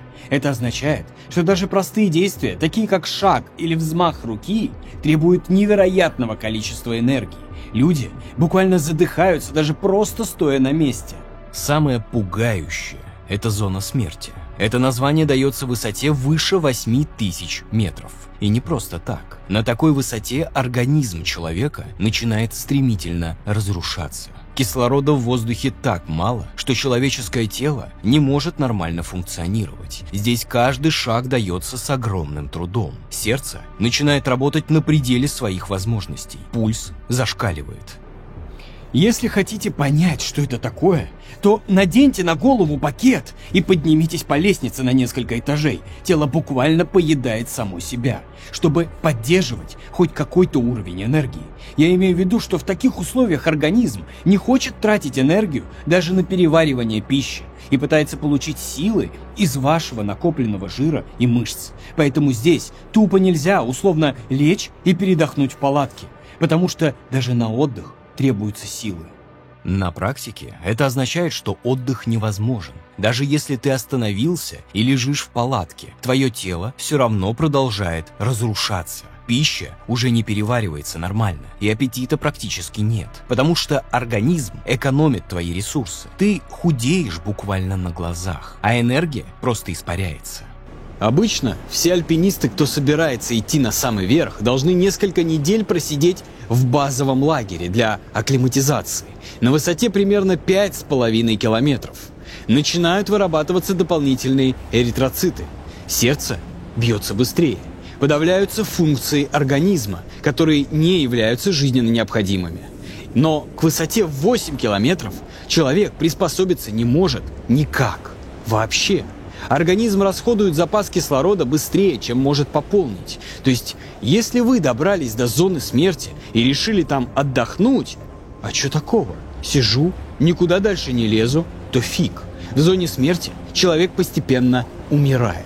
Чем бы он там ни занимался. Поэтому, если я хочу найти этот сраный артефакт, то мне надо поторопиться. Если говорить про физиологию, то уже в базовом лагере насыщение крови у людей падает до 85% от нормы. Образцы крови, взятые на вершине, показали очень низкий уровень кислорода. Побочным эффектом здесь является значительное увеличение частоты дыхания. В среднем 85 вздохов в минуту вместо типичных 20. Ваш организм понимает, что ему не хватает кислорода, поэтому пытается получить его больше, самым простым способом – заставить вас чаще дышать. Нехватка кислорода, истощение, сильный холод и опасности при восхождении – все это главные риски Эвереста. Если ты подвернул ногу и не можешь ходить, тебе конец с высокой долей вероятности. Еще одной опасностью для здоровья является кровоизлияние в сетчатку, которые могут повредить зрение и привести к слепоте. Это настолько частое явление, что с ним сталкивается каждый 4-й альпинист. Обычно такие микротравмы заживают в течение нескольких недель после возвращения на нормальную высоту. Но иногда у людей просто нет этих нескольких недель. В 2010 году британский альпинист Питер Кинлох был на крыше мира. Он весело и ликующе наслаждался успехом и делал фотографии. Но всего несколько минут спустя он внезапно ослеп, и его пришлось оставить на горе умирать от холода. Кислородная маска – твой единственный спаситель, и даже с ней уровень кислорода, который ты получаешь, далек от нормы. Поэтому подняться на склон около моря и подняться на такой же склон на Эвересте – это совсем не то же самое. В зоне смерти каждое движение требует невероятных усилий. Ты поднимаешь ногу, делаешь шаг и чувствуешь, как ноги начинают дрожать от напряжения. Голова кружится, перед глазами мелькают точки. А еще может случиться отек мозга, отчего человек тупеет и галлюцинирует прямо на глазах. Вдруг кажется, что все вокруг нереально. Твои руки и ноги не слушаются, и ты больше не уверен, какой следующий шаг правильный. Именно в этом кроется особая опасность зоны смерти. Человек теряет способность здраво оценивать происходящее, а это критично на такой высоте, где ошибка может стоить жизни. Изнуряющее воздействие зоны смерти настолько велико, что большинству альпинистов требуется до 12 часов, чтобы пройти меньше 2 жалких километров от южного седла до вершины. И это после длительной акклиматизации в течение месяца. А житель равнин с уровня моря, если попрется на Эверест без подготовки на высоте 8 километров, потеряет сознание через 2-3 минуты. Опытные альпинисты про это отлично знают. А вот для туристов это может оказаться неприятным сюрпризом. Понятно, что кислородные баллоны облегчают восхождение. Но именно что облегчают. Они устраняют все опасности. Неудивительно, что большинство случайных смертей происходили именно среди туристов. Для сравнения, до 90-х годов на Эвересте погибли примерно 100 человек. С 1990 года и до наших дней в 2 раза больше. Но, кстати, большинство погибших – это не туристы или европейские альпинисты, а шерпы. Народ, живущий в тени Эвереста. Думаю, пришла пора поговорить об этих незаменимых спутниках почти всех экспедиций. Итак, шерпы – это этническая группа. В основном они живут в Непале и северных районах Индии, на довольно большой высоте в Гималаях. Народ, прямо скажем, небольшой. Сейчас насчитывается где-то всего 155 тысяч шерпов. Правда, все познается в сравнении. Ведь еще 50 лет назад шерпов было всего 25 тысяч, то есть в 7 раз меньше. Технически шерпы – это потомки коренных жителей Тибета, которые примерно 25 поколений назад переселились на юг от главного гималайского хребта. Традиционно шерпы всегда были земледельцами, растили овес и картофель, ну и иногда разводили высокогорных яков. А в прошлом многие шерпы были торговцами, которые помогали обмениваться товарами между Непалом и Тибетом. Но нас интересует не это, а то, что в 20 веке одним из основных занятий шерпов стало участие в альпинистских восхождениях. Шерпы практически безальтернативно выступают в роли высокогорных носильщиков и проводников. Они известны исключительными альпинистскими навыками и знанием гор. Предполагается, что у шерпов имеется наследственная адаптация к жизни в высокогорных условиях, включая уникальные особенности крови с повышенным содержанием эритроцитов и удвоенным образованием оксида азота. Поэтому они намного лучше справляются с дефицитом кислорода на большой высоте. А еще кровь шерпов менее густая, что уменьшает нагрузку на сердце. Короче, топ-чуваки, рождены в горах и для гор.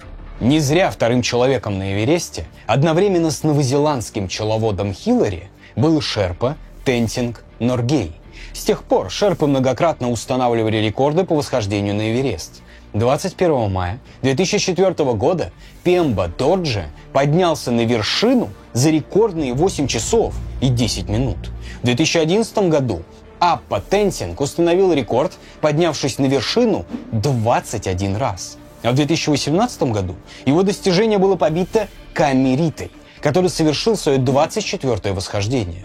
Ну, конечно, если у нас половина народа регулярно и массово ходит в горы, то в таком случае трагедии не избежать. Так что давайте мы сейчас лихо перескочим из героического прошлого сразу в эпоху экстремального туризма, когда на Эверест полезли уже все, кому не лень. Немного ниже вершины Эвереста находится область, известная как Радужная долина. Радужная она не потому, что там скачут единороги и с неба падает скитлс, и не потому, что о чем запрещено говорить в России. Причина одна – долина усеяна мертвыми телами, одетыми в яркую зимнюю одежду.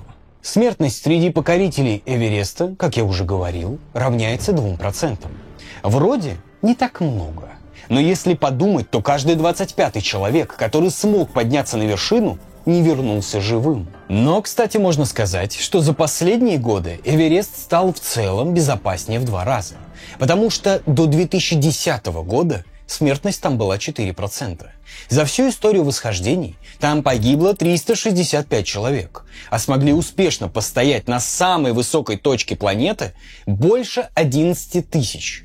Если вы сейчас кинулись к калькуляторам и уже хотите писать комментарии в духе, что 365 – это вовсе не 2% от 11 тысяч, то подождите. Потому что далеко не все, кто пытался забраться на Эверест, смогли это сделать. И смертность считается среди всех альпинистов, а не только тех, кто достиг вершины. При этом Эверест, несмотря на то, что является самой высокой вершиной мира, далеко не самая смертоносная гора. Гораздо больше жертв собирали другие гималайские горы – Аннапурна и Канченджанга. Там какой-то просто безумный процент смертей, больше 20. На Эвересте Радужная долина находится в той самой зоне смерти. От 8000 метров и выше. Сейчас там можно увидеть десятки тел мертвых альпинистов. Примерно от 20 до 40. Назвать точную цифру сложно, потому что лавины и ветра могут перемещать и засыпать трупы. А из-за постоянной минусовой температуры они там могут лежать в полной сохранности. Жуткое зрелище. Вы тут могли бы спросить, а какого хрена их не уберут? Почему туристы вынуждены смотреть на мертвецов? А дело в том, что эвакуация тел с такой высоты слишком трудна и опасна. Пытаясь спустить оттуда тело, можно самому остаться где-то там, рядом. А еще это не только опасно, но и дорого. Стоимость операции по спуску одного трупа может превышать $70 тысяч. Никому это просто не нужно.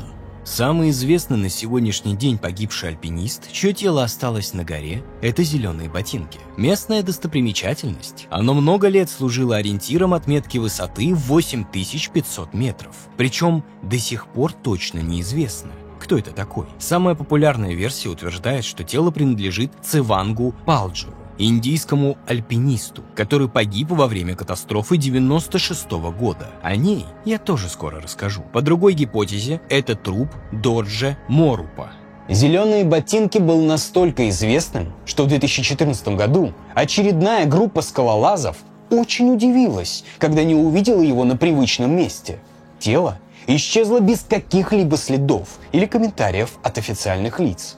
Считается, что это дело рук китайских властей, которые послали отряд, чтобы убрать тело с популярного маршрута, чтобы не мозолил глаза и не пугал туристов. Вряд ли китайцы спустили тело вниз. Скорее всего, просто оттащили на пару десятков метров дальше, где его не так просто заметить. Еще одним, так скажем, участником Радужной долины и ориентиром для живых является Шрия Шах Клорфин, канадка непальского происхождения. Она смогла подняться на вершину, но сделала роковую ошибку, когда решила задержаться там слишком долго и отпраздновать успех. А за эти лишние 25 минут у нее закончился почти весь кислород в баллонах. Вообще, это Шах Клорфин. Удивительный персонаж. Конечно, не настолько, как Моррис Уилсон, но все же. Восхождение на Эверест – это крайне дорогое удовольствие, а денег у этой женщины особо не было. Но она решила, что хитрее всех, поэтому придумала, как сэкономить и накраудфандить. Шах Клорфин обратилась к самой дешевой турфирме, которая брала за помощь с восхождением всего $40 тысяч. Всего. Представляете, сколько берут остальные? Но это не все. Вместе с прилетом и оборудованием общие затраты на поездку выходили уже в 100 тысяч. Шах Клорфин пытался собрать деньги с помощью донатов и благотворительных мероприятий. Но ничего особо не вышло. Тогда она просто заложила дом и полетела в Гималаи за своей мечтой. Долеталась, блин. До Эвереста она никуда особо не залезала. По прибытию в базовый лагерь оказалось, что она даже не умеет надевать кошки на ботинки. Дешевые гиды тоже были не то чтобы большими профессионалами, но даже они говорили женщине, что у нее навыки ниже среднего, и она может тупо не дойти. Но она что, заплатила 100 тысяч за то, чтобы разочароваться в себе и вернуться домой? Конечно, нет. Задумал идти – иди до конца. Ну и все. Ее тело, накрытое канадским флагом, несколько месяцев лежало всего в 300 метрах от вершины. Но потом родственники все-таки смогли организовать эвакуацию и перевозку останков альпинистки в Канаду. Всего в 50 метрах от вершины находится тело Марка Лихтенекера. В отличие от Шри Шах Клорфин, он был профессиональным спортсменом и альпинистом. Тем не менее, и это не спасло его от смерти из-за проблем с кислородным баллоном. Каждое такое тело – это предупреждение. Ни в коем случае не оставайтесь на вершине Эвереста дольше, чем положено. Даже если вы сильно устали и хотите посидеть, передохнуть пару минуточек. Ни в коем случае не останавливайтесь. Отдохнуть на такой высоте все равно не получится. В 1979 году за это поплатились Ханна Лора Шмац и Рэй Дженнет. Уже во время спуска крайне уставшие альпинисты решили разбить палатку и переночевать. Хотя шерпы-проводники настоятельно просили их не делать этого. К утру оба альпиниста были мертвы.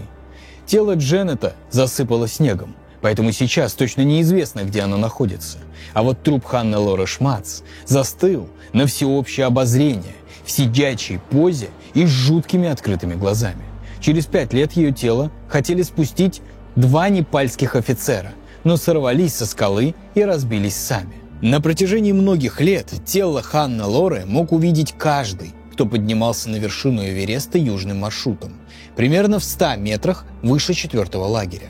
Только совсем недавно сильный порыв ветра снес останки женщины в пропасть. Проблема в том, что спасательные работы на такой высоте и в таких условиях практически невозможны. Как в бородатом анекдоте. Спасение утопающего – дело рук самого утопающего. Потому что твое спасение подвергает опасности остальных. Даже банально подвернуть ногу – это практически приговор. На такой высоте каждый килограмм можно умножить на 10. Тащить такого раненого не каждый сможет. Как сказал один из профессиональных альпинистов, мораль заканчивается выше 8000 метров. Дальше каждый сам за себя. Как раз об этом повествует история еще одного знаменитого трупа из Радужной долины – спящей красавицы. Ее настоящее имя – Фрэнсис Арсантьева. Это американская альпинистка и первая женщина в истории, достигшая вершины Эвереста без использования кислородных баллонов. Фрэнсис погибла во время спуска, когда потеряла своего мужа в темноте. Ее мужем, кстати, был известный российский альпинист Сергей Арсентьев. Он дошел до лагеря, не дождался жену, взял кислородные баллоны и пошел искать. И исчез. Он погиб на том же склоне, где и Фрэнсис. Его тело найдут только через годы. А вот с самой Фрэнсис история оказалась более драматичная. Мимо нее, лежащей на высоте 8,5 километров, прошли несколько экспедиций. Женщина умирала там 3 дня. В тот момент ее увидели британские альпинисты Йен Вудхолл и Кэти О'Доут. Они обнаружили, что Фрэнсис еще жива, и попытались ей помочь. Мы пытались одеть женщину, но ее мышцы атрофировались. Она походила на тряпичную куклу и все время бормотала: «Я американка. Пожалуйста, не оставляйте меня». Мы одевали ее 2 часа, но я понял, что Кэти вот-вот и сама замерзнет насмерть. Надо было выбираться оттуда как можно скорее. Я попытался поднять Фрэнсис и нести ее, но это было бесполезно. Мои тщетные попытки спасти ее подвергли риску нас с Кэти. Мы ничего не могли сделать. Не проходило и дня, чтобы я не думал об этом случае с Фрэнсис. Спустя год, в 1999 году, мы с Кэти решили повторить попытку добраться до вершины. Нам это удалось. Но на обратном пути мы в ужасе заметили тело Фрэнсис. Она лежала точно так, как мы ее оставили. Идеально сохранившаяся под влиянием низких температур. Мы с Кэти пообещали друг другу вернуться на Эверест снова, чтобы похоронить Фрэнсис. На подготовку новой экспедиции ушло 8 лет. Когда мы вернулись, я завернул Фрэнсис в американский флаг и вложил записку от сына. Мы столкнули ее тело в обрыв подальше от глаз других альпинистов. Теперь она покоится с миром. Наконец я смог сделать что-то для нее, рассказывал Вудхолл. И это не единственный случай, когда еще живому альпинисту не могли помочь. В 2006 году на Эвересте, прямо рядом с зелеными ботинками, погиб британец Дэвид Шарп. Его смерть стала одной из самых обсуждаемых за все время восхождений на вершину и подняла много этических вопросов об ответственности альпинистов перед собой и друг перед другом. Дэвид Шарп родился в 1972 году. До поездки в Гималаи работал обычным школьным учителем и был альпинистом-любителем. До своего последнего восхождения на Эверест Шарп поднимался на вершину Чо-Ойо, шестую по высоте гору мира. Он не был новичком, поэтому на Эвересте решил испытать себя по максимуму. Идти в одиночку, без гида и группы поддержки, и без дополнительного кислорода. И это несмотря на то, что за 2 года до этого он уже пробовал взойти на Эверест вместе с одной французской экспедицией, и у него это не получилось. Он дошел до высоты 8,5 километров и еле-еле спустился назад. Жизнь его ничему не научила, поэтому он решил, что в следующий раз обязательно сможет, причем без чьей-либо помощи. Свое последнее восхождение он начал где-то в мае 2006 года с минимальной поддержкой. Это значит, что ему просто немного помогли в базовом лагере. А дальше он должен был пройти весь путь один. Он был частью так называемой экономной экспедиции, которая предполагала восхождение с минимальными затратами. Но дорога оказалась выше его сил. Шарп добрался только до той же самой высоты 8500 метров, где он застрял в прошлый раз, и где рядом с тропой лежал труп зеленых ботинок. Шарп присел отдохнуть. И на этом его путь закончился. Как я уже несколько раз говорил, на такой высоте отдохнуть невозможно. Альпинист потратил последние силы и теперь не мог ни подняться, ни спуститься. Его состояние быстро ухудшалось. Что произошло дальше? Одна из самых печально известных частей этой истории заключается в том, что более 40 альпинистов в тот день прошли мимо Дэвида, когда он находился на грани жизни и смерти. Некоторые альпинисты утверждали, что думали, будто он уже мертв, а другие не имели возможности помочь из-за собственного истощения и ограниченного запаса кислорода. История Шарпа завирусилась во многом, потому что в тот момент на Эвересте была группа канала Discovery, которая снимала фильм о восхождении на вершину альпиниста с ампутированными ногами. Они тоже встретили Шарпа, но не поняли, в какой критической ситуации тот оказался. Телевизионщики сняли умирающего Шарпа на камеру и отправились дальше.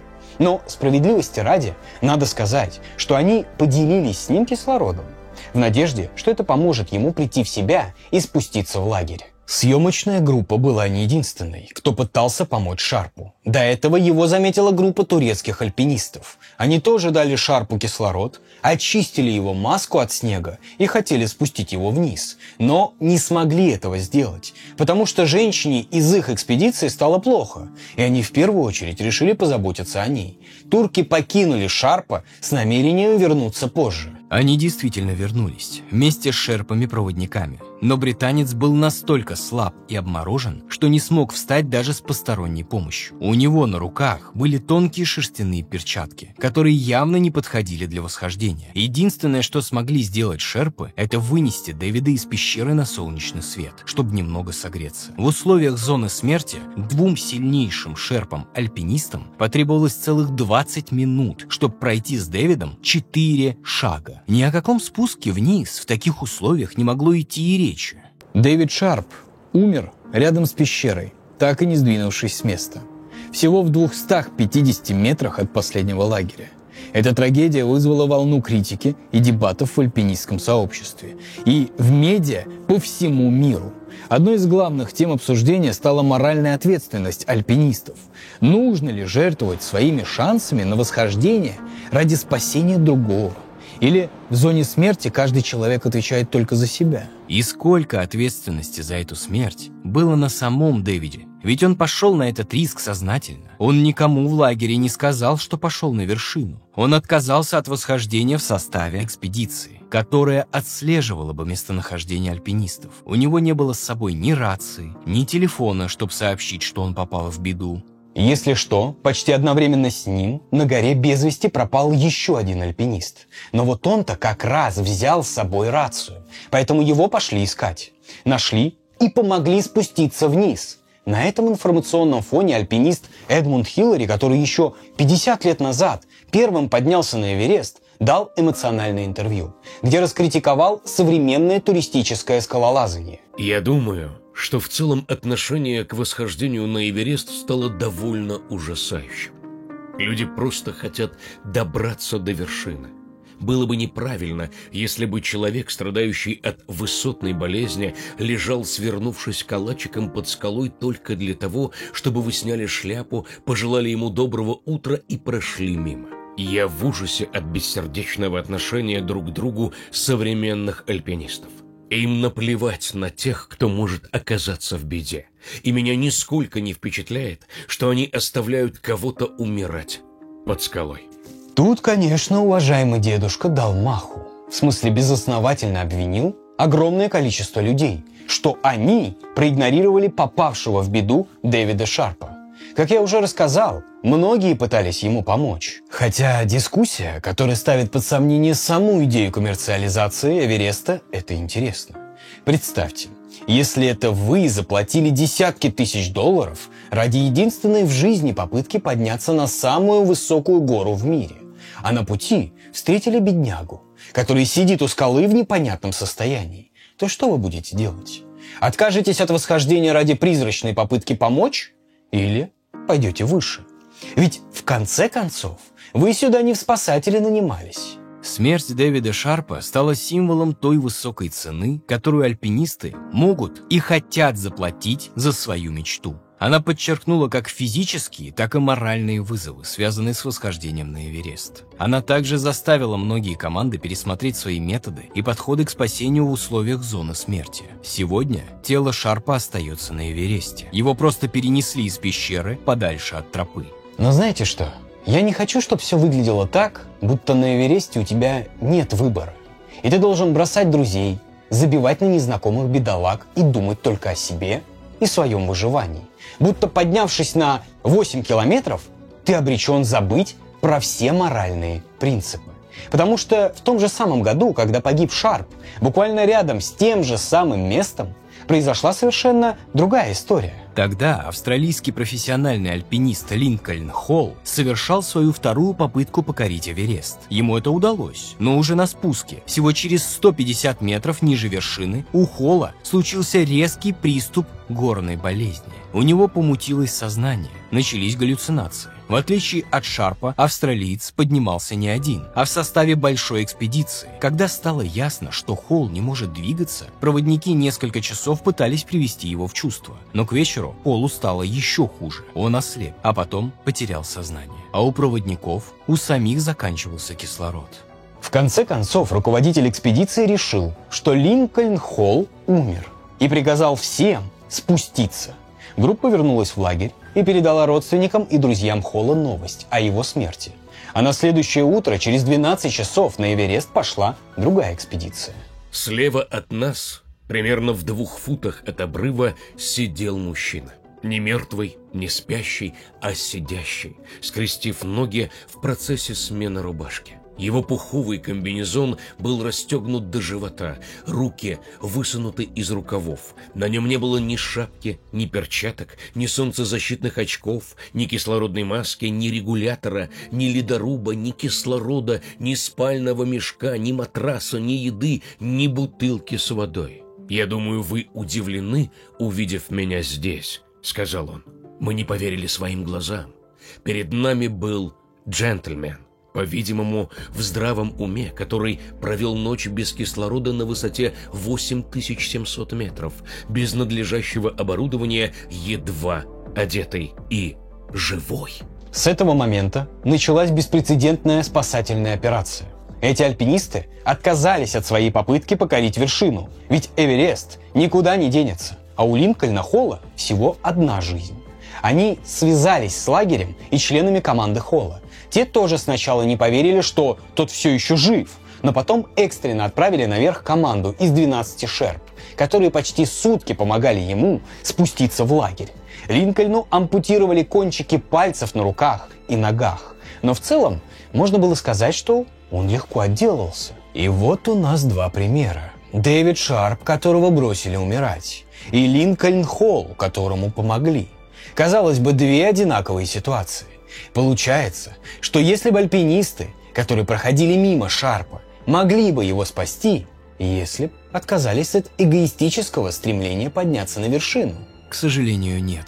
И дело здесь вообще не в морали. В деле выживания Линкольна Холла было 2 объективных фактора. В отличие от Шарпа, он был в сознании и мог передвигаться. Возможно, у него организм оказался покрепче. Не суть. Главное в том, что если бы не это, то Холла не получилось бы спасти вообще никак и никому. Увидеть мертвыми альпинистов на пути – это не только морально тяжелое испытание, но и напоминание о серьезных рисках, с которыми связаны попытки восхождения на Эверест. Многие альпинисты, достигшие вершины, признаются, что вид тел на маршруте заставляет задуматься о собственной смертности и о том, насколько велик риск, с которым они сталкиваются в этих экстремальных условиях.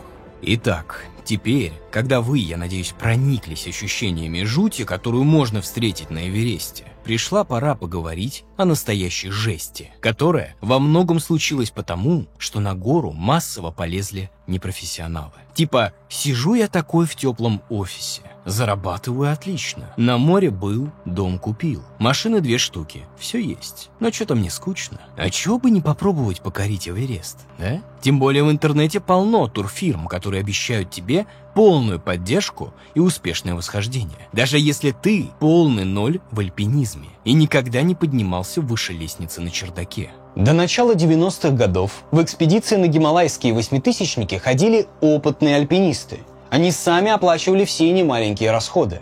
Но там никаких денег не напасешься. И тут одному чуваку, Скотту Фишеру, внезапно пришла в голову идея. А почему бы не организовать платные туристические группы? Ну, может, не прямо на вершину, а хотя бы так, до базового лагеря. Так можно собрать достаточно, чтобы покрыть все свои расходы. Остальные альпинисты посмотрели на этого бизнесмена и решили, что они тоже так могут. Причем, а зачем мелочиться? Можно ж сразу предлагать восхождение на Эверест по тарифу «все включено» – all inclusive. Среди пионеров коммерческих походов на гору был Роб Холл. Оказалось, что любителей подобного экстрима навалом. Уже в 91 году в базовый лагерь Эвереста в Непале прибыло 20 экспедиций, в 92-м – 24. Власти Непала даже не поняли, что с этим вообще делать. То ли пытаться соблюдать безопасность, то ли зарабатывать. По итогу объявили, что по одному маршруту может идти только одна экспедиция, чтобы никто никому не мешал. А стоимость разрешения на подъем увеличили до $10 000 на человека, что на самом деле еще больше снизило количество профессиональных альпинистов на Эвересте.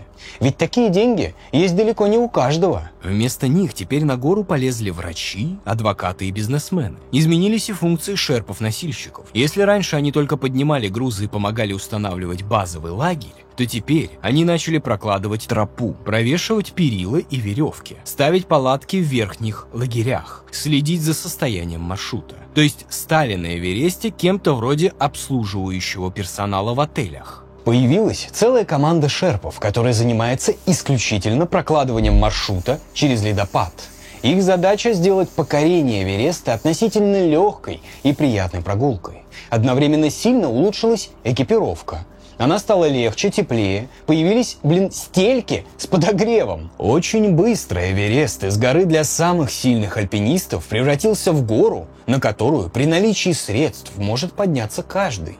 Со временем стоимость туристического сбора только увеличивалась, но количество желающих зайти на Эверест не уменьшалось. Из-за этого в некоторые моменты на горе даже появились пробки из туристов, когда люди вынуждены подолгу стоять у перил и ждать своей очереди пройти дальше. Из-за всего этого поход на Эверест стал казаться легкой прогулкой. Типа как сгонять по сафари-парку или прыгнуть с тарзанки. Острые ощущения, но достаточно безопасно. Но с Эверестом ситуация не такая. Это действительно как прыгнуть с тарзанки при условии, что каждая 50-я веревка не закреплена. И проблемы не заставили себя ждать. Самая громкая трагедия с туристами произошла на Эвересте в 1996 году. Именно тогда, кстати, погиб альпинист «Зеленые ботинки». А вообще, тогда за 2 дня погибли 8 человек, включая инструкторов Скотта Фишера и Роба Холла, которые стояли у истоков коммерциализации Эвереста. Метафорически можно сказать, что Эверест им так отомстил. Это событие стало результатом ряда ошибок, неблагоприятных погодных условий и переоценки возможностей как участников, так и организаторов. Итак, в мае 1996 года на вершину планировали подняться несколько коммерческих групп. Среди них были 2 главные команды под руководством Роба Холла и Скотта Фишера. Фишер был известен своими взглядами, что альпинизм – это дело для всех. При желании даже обезьяну можно научить карабкаться по горам. Так что не надо тут притворяться, что Эвересту нужны герои. Это выглядит надменно и по-снобски. Короче, надо быть ближе к народу и делиться радостью восхождения со всеми желающими. Роб Холл тоже хотел расширения бизнеса. В его команде был Джон Кракауэр, сотрудник журнала Outside, с которым Холл заключил соглашение о рекламе и статье о растущей популярности коммерческих восхождений. Итак, почему же все пошло не по плану? 6 мая обе экспедиции прибыли в лагерь 4 со стороны Непала. Это прямо на границе зоны смерти, на высоте 7900 метров. Там команды провели несколько дней для акклиматизации. Финальный штурм был намечен на 10 мая. Обычно такой поход начинается поздно вечером или в начале ночи, чтобы достичь вершины к утру или дню следующего дня и успеть вернуться обратно до наступления темноты. Первой проблемой стало то, что к штурму одновременно готовились сразу несколько экспедиций. Маршрут тупо был перегружен, ведь в некоторых местах по тропе может пройти только 1 человек за раз. Кроме того, шерпы и гиды почему-то не установили заранее веревки. Поэтому шедшие следом альпинисты почти на час застряли на высоте 8350 метров. Еще через 400 метров вверх ситуация повторилась. Альпинисты дошли до ступени Хиллари, многометровой вертикальной скалы, через которую снова не было установлено ни одной веревочной линии. Пока ее натягивали, прошел еще 1 час. К этому моменту на горе столпилось 33 человека. 3 из них решили вернуться в лагерь, потому что боялись, что у них закончится кислород. Первым в 13:07 на вершине Эвереста оказался Анатолий Букреев, инструктор из команды Скотта Фишера. Он поднимался без дополнительного кислорода. Букреев активно помогал другим, но все равно к 2 часам дня далеко не все туристы смогли оказаться на вершине и ждали своей очереди. Это важно, потому что 14:00 считается последним безопасным временем для покорения Эвереста, после которого можно спокойно вернуться в лагерь до наступления темноты. В итоге Букреев провел на вершине почти 1,5 часа. За это время на гору успели подняться только 11 человек. Последний человек, который поднялся наверх, оказался там только в 15 часов. Солнце затянуло облаками. Начал идти снег. Около 15:00 они начали спуск. По пути вниз Роб Холл встретил одного из своих клиентов, Дуга Хансена, который не успел побывать на вершине горы. Холл приказал ему спускаться, но тот покачал головой и показал пальцем, что хочет оказаться на вершине. К ним подошли двое шерп и сказали, что, если надо, они могут отнести Хансена наверх. Но Холл запретил это делать и послал их вниз помогать другим клиентам. А сам Холл будет помогать Хансену, у которого почти закончился кислород.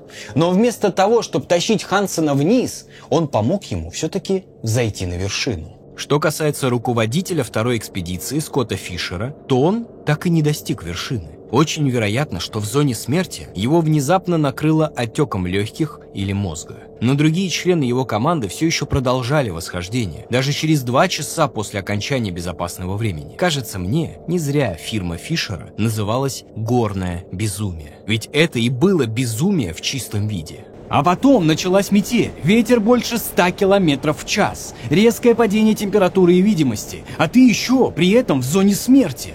Игра началась. Многие альпинисты тупо заблудились на маршруте. Даже опытный Скотт Фишер из-за болезни и бури не смог спуститься ниже высоты 8300 метров. Роб Холл и Даг Хансен оставались еще выше. Двигаться по такой метели было невозможно. Пытались ли их спасти? Да. На помощь к своему начальнику двинулся инструктор Энди Харрис, но пропал без вести. Пропал и Даг Хансен. Роб Холл передал по рации, что Даг пришел в сознание и куда-то отлучился. Это последняя информация о Хансене. Его тело так и не нашли. Сам Роб Холл чудом пережил ночь посреди метели в зоне смерти. Но у него заледенел клапан на кислородном баллоне и сильно обморозились руки. Поэтому он был не в состоянии спускаться. К вечеру он попросил связать его с женой по спутниковому телефону. А потом замерз насмерть. Чуть ниже по склону замерз и Скотт Фишер. Он стал единственным погибшим членом собственной экспедиции. Но самое драматическое приключение пережил Бек Уэзерс. Во-первых, он так и не достиг вершины, но не потому, что устал, а потому что ослеп. Роб Холл попросил его не двигаться с места и подождать, когда он за ним вернется. Но он не вернулся, потому что пошел помогать другому клиенту и замерз насмерть. В это время Уэзерс начал спуск с другим проводником, который держал его на короткой веревке. Ситуация усложнилась, когда разразилась метель. Уэзерс и еще 10 альпинистов потеряли ориентацию и никак не могли найти лагерь 4, который на самом деле был от них всего в паре сотен метров. Когда спустя несколько часов шторм наконец-то прекратился, Уэзерс был настолько ослаблен, что не мог продолжать путь. Вместе с ним остались еще 4. Они все не могли идти, а те, кто мог, разглядели наконец лагерь и двинулись за помощью. Там они застали Анатолия Букреева, который тут же помчался искать замерзших альпинистов. Но не Бека Уэзерса, потому что тот зачем-то ушел в сторону ото всех и исчез в ночи. Его и еще одну клиентку из группы Роба Холла нашел на следующее утро другой инструктор.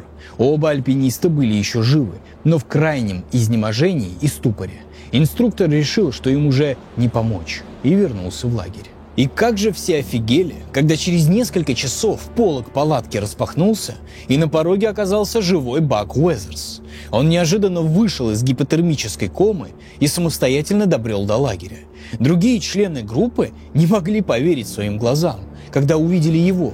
Замерзшие руки и нос казались фарфоровыми, а лицо словно обугленное. Его руки были так заморожены, что позже хирург назвал их руками мертвеца. Все посчитали, что Уэзерс один фиг не сможет выжить, поэтому уложили его в отдельную палатку, чтобы сделать его последние часы более удобными. Но Уэзерс пережил и эту ледяную ночь. Он пытался кричать и звать на помощь, но его голос тонул в метели. На следующее утро другие альпинисты офигели еще раз, когда снова увидели Уэзерса живым и в сознании. Позже Бека Уэзерса помогли спустить в нижний лагерь, хотя его ноги были буквально заморожены, а из лагеря его эвакуировали вертолетом. Ради него устроили одну из самых высокогорных медицинских эвакуаций в истории. Бак выжил. У него ампутировали правую руку, все пальцы на левой руке и пальцы на ногах. Его нос пришлось реконструировать с использованием тканей из уха и лба. Короче, Эверест напомнил, что не такой уж он и безопасный, и нечего с ним шутить. Катастрофа была вызвана рядом причин. Во-первых, и в главных, неэффективное руководство. Ни Скотт Фишер, ни Роб Холл не осознавали опасности снегопада, за которым следует сильная метель. Они соперничали друг с другом и пытались сделать так, чтобы именно их клиенты попали на вершину. Поэтому просто проигнорировали прогноз погоды. Во-вторых, на маршруте оказалось много узких мест, из-за которых восхождение задержалось на 1,5 часа. Отсутствие веревок в нужных местах – это косяк организаторов экспедиции. Получалось, что они дали рекламу с обещанием доставить туристов на Эверест, собрали много денег, но продолбались в самый ответственный момент и не смогли выполнить обещание. Кто в следующий раз у таких рукожопов захочет покупать тур? Да никто. Поэтому оба гида хотели довести клиентов наверх во что бы то ни стало. Но из-за этого не только сдвинулось время восхождения, но и закончились запасы кислорода, что только усугубило ситуацию и даже косвенно убило одного из гидов, который спустился в лагерь за баллонами, потом в метель, попёрся наверх и пропал. Большинство исследователей и очевидцев этой трагедии выражает недоумение. Почему Роб Холл нарушил непререкаемое собственное правило и не повернул клиентов назад в 14 часов? Должен признаться, что с чувством горечи во мне смешивался гнев в отношении Роба, который я носил в себе с самого базового лагеря. Я всем своим существом был убежден, что ошибок 10 мая можно было избежать, что на катастрофу Роба и его команду, вероятно, обрекла самоуверенность. Роб громче всех остальных гидов говорил о собственном мастерстве и более чем кто-либо ощущал гору своей вотчиной. Подчас он поступал так, словно был совладельцем Эвереста. И это отношение меня раздражало. Эверест имеет много разных значений для многих разных людей, но не принадлежит никому. Его клиенты пришли совершить восхождение, а не брать на себя серьезный риск. Предполагалось, что опыт Роба гарантирует их безопасность, и Роб их подвел. В воздухе витало ужасное предчувствие беды. Мы видели, как 55 человек соскользнули по закрепленным веревкам в 3-й лагерь, прежде чем они вышли к вершине. В тот день я решил спустить членов своей экспедиции к подножью горы и дождаться, пока непогода и толпы людей рассосутся, чтобы потом попытаться взойти на вершину самим. И поэтому я злился на горечь и хаос, порожденные этими трагическими смертями. Не так все должно оборачиваться для клиентов, платящих за восхождение на эту великую гору. После этой трагедии разразилась очередная дискуссия на тему того, стоит ли непрофессионалам вообще пытаться взойти на Эверест. Журналист Кракауэр, который должен был написать хвалебную статью о Робе Холле, в итоге сам чудом пережил катастрофу и написал совсем другую книгу. Он предложил вообще запретить баллонный кислород, за исключением экстренных случаев, чтобы на гору не пытались забраться неподготовленные люди. Восхождение на Эверест – это опасное занятие, и оно должно оставаться опасным. Ведь как ни парадоксально, но это снизит смертность среди альпинистов. Покорение 8000-ников – невероятно сложная задача, которая автоматически подразумевает риск для жизни. Риск можно постараться свести к минимуму, но игнорировать его нельзя. На такой высоте даже пара маленьких случайностей может привести к трагедии. Например, если бы в 96-м году все команды просто повернули бы назад после 14 часов, то остались бы живы. Хотя, казалось бы, ну подумаешь, полчаса сюда, полчаса туда. Ну и еще экспедициям Холла и Фишера банально не повезло с погодой.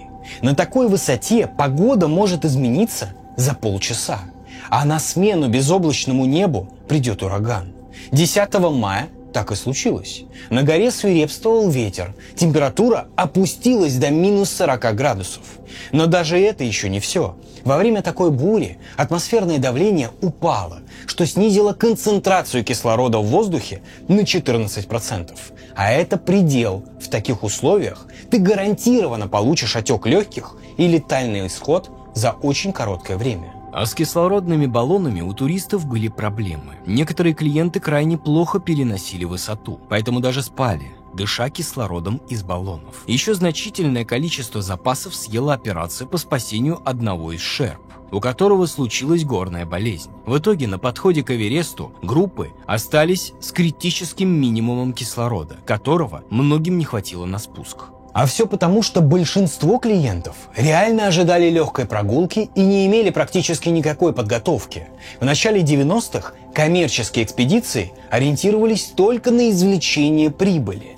В них могли принять участие все желающие. Профессиональные гиды-проводники брали на себя все обязанности. Доставку клиентов к базовому лагерю, организацию проживания и питания, обеспечение снаряжением, сопровождение на саму вершину со страховкой. Никто не проводил медицинское обследование. Если ты готов заплатить несколько десятков тысяч долларов за восхождение, то добро пожаловать в клуб. Из-за такого подхода в коммерческие экспедиции зачастую принимали людей, заведомо неспособных взойти на вершину. Один из гидов из команды Скотта Фишера признавался, что у половины их клиентов нет никаких шансов покорить Эверест. Для большинства из них восхождение закончится у южного седла на высоте 7900 метров. А такой подход ставит под угрозу не только жизнь самих клиентов, но и успех всей экспедиции. На высоте нет права на ошибку, и расплачиваться за нее будет весь коллектив. Так отчасти и произошло с командами Фишера и Холла.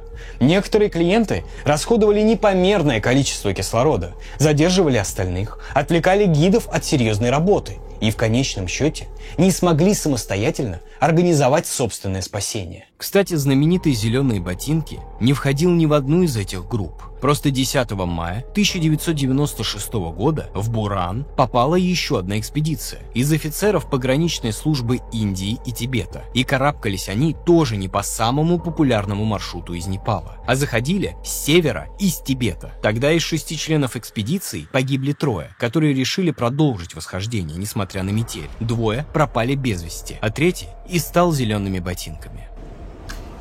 Но была в тот день и одна нелепая смерть. Еще за сутки до метели вместе с экспедициями Холла и Фишера к восхождению готовилась группа тайваньцев. И вот один из них пошел утром, в туалет и решил, что дело-то нехитрое. Какая тут может быть опасность? Поэтому не надел кошки на ботинки. Ну и что бы вы думали? Присел на корточки, поскользнулся и упал в трещину ледника.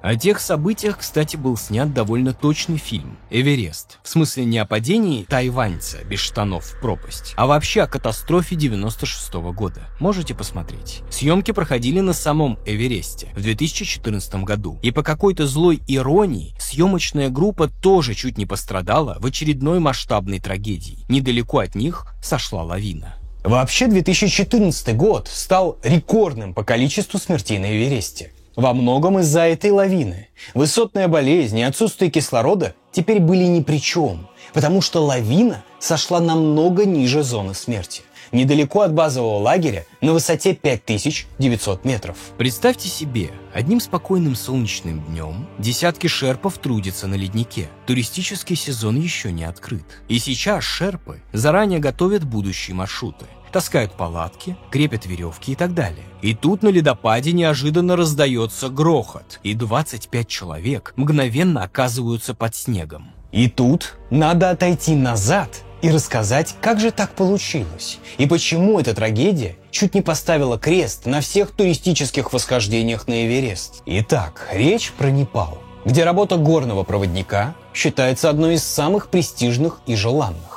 Обычная плата шерпа на одно восхождение составляет $125 с каждого альпиниста. За сезон средний шерпа зарабатывает $5000, при том, что средняя зарплата в год в Непале всего $700.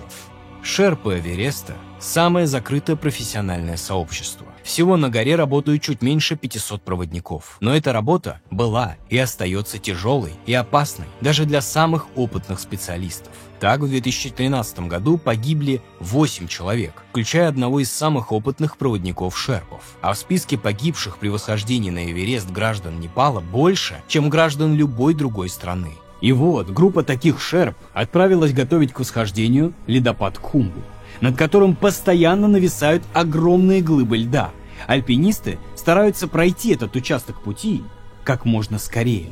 Обычно через ледопад идут ранним утром, до того, как температура воздуха начнет повышаться, из-за чего лед становится нестабильным.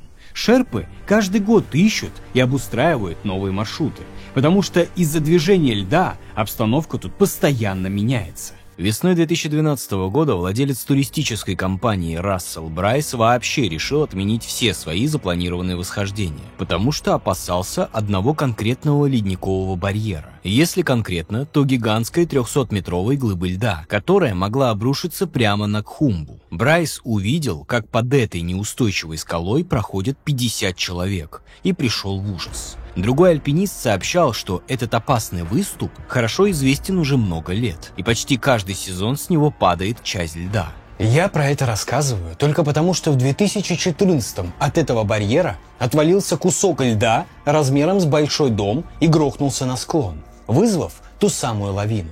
25 шерп, работавших на ледопаде, оказались погребены под снегом. 16 человек погибли сразу. 3 из них пропали без вести. Предполагается, что их тела лежат под 100-метровым слоем снега. 9 шерп с различными травмами удалось доставить в больницу. В поисково-спасательной операции участвовали 9 шерпов и 3 иностранцев, включая членов съемочной группы Эвереста. Но самое интересное началось уже после трагедии. Семьи погибших получили по $10 тысяч по страховке, а от родного государства им достались всего по $400. Такая крохотная компенсация вызвала возмущение у Ассоциации альпинистов Непала. Сначала они потребовали выплатить еще по $10 тысяч семьям погибших, раненым и пропавшим без вести. А потом удвоили эту сумму и потребовали установить мемориал в память о жертвах, а также компенсировать расходы на лечение раненых. Вскоре последовало требование не только выплатить деньги пострадавшим, но и компенсировать упущенные доходы проводникам, которые никакого отношения к лавине не имели, но могли потерять деньги из-за возможной отмены сезона восхождений. Власти Непала немного прифигели и отклонили все требования. Тогда 22 апреля шерпы-проводники сами объявили, что отказываются работать в знак протеста. А это был бы уже огромный скандал, потому что Непал к этому моменту успел выдать больше 300 разрешений на восхождение стоимостью по $10 тысяч каждый. Немного поразмышляв, правительство пошло на уступки и согласилось выплатить семьям погибших по 5 тысяч. Тем не менее, уже 24 апреля почти все экспедиции отказались от восхождения. Из 600 человек в базовом лагере остались только 40. После трагедии президент Ассоциации альпинистов Непала предложил установить барьеры для защиты от лавин, подобные тем, что используются на европейских горнолыжных курортах. Барьеры, насколько я знаю, так и не установили, но перенесли стандартный маршрут подальше от горы. Теперь он проходит посередине ледопада. А на фоне всего этого развился другой скандал, поменьше. Была такая китайская бизнес-вумен Ван Цзин. Ей все эти лавины и забастовки шерпов нахер не сдались. Она хотела поставить рекорд любой ценой, побывать на всех высочайших вершинах всех 7 континентов. А тут какие-то носильщики ей портят всю малину. Тогда Ван Цзин вернулась в Катманду, наняла там 5 шерп, которые не входили в Ассоциацию профессиональных альпинистов, и тайно вернулась на Эверест. А чтобы не терять время на преодоление неработающих переходов через ледопад, она его просто перелетела на вертолете и приземлилась сразу во втором лагере, а потом успешно взошла на Эверест. А так как ей важно было не только восхождение, но и рекорд, то она добилась от Министерства туризма Непала, чтобы ее достижения официально засчитали. Отчего бомбанули почти все профессиональные альпинисты. Ведь как можно считать рекордом путь, часть которого Ван Цзин тупо преодолела на вертолете? Может, тогда и марафонцам можно часть дистанции на электросамокате проезжать? А то чё они напрягаются, бедные? А вот альпинисты совсем не бедные. Уже к 2016 году большинство услуг гидов стоили от 35 до 200 тысяч долларов. Полный фарш. Это услуги знаменитого гида, который имеет за плечами десятки лет опыта восхождений. Но это еще не все расходы. Если соберетесь на Эверест, то вам понадобится снаряжение. $8 тысяч. Баллоны с кислородом, если вы, разумеется, не хотите поиграть в самоубийцу. И еще $3 тысячи. Перевозка снаряжения от аэропорта Катманду до базового лагеря – 2000.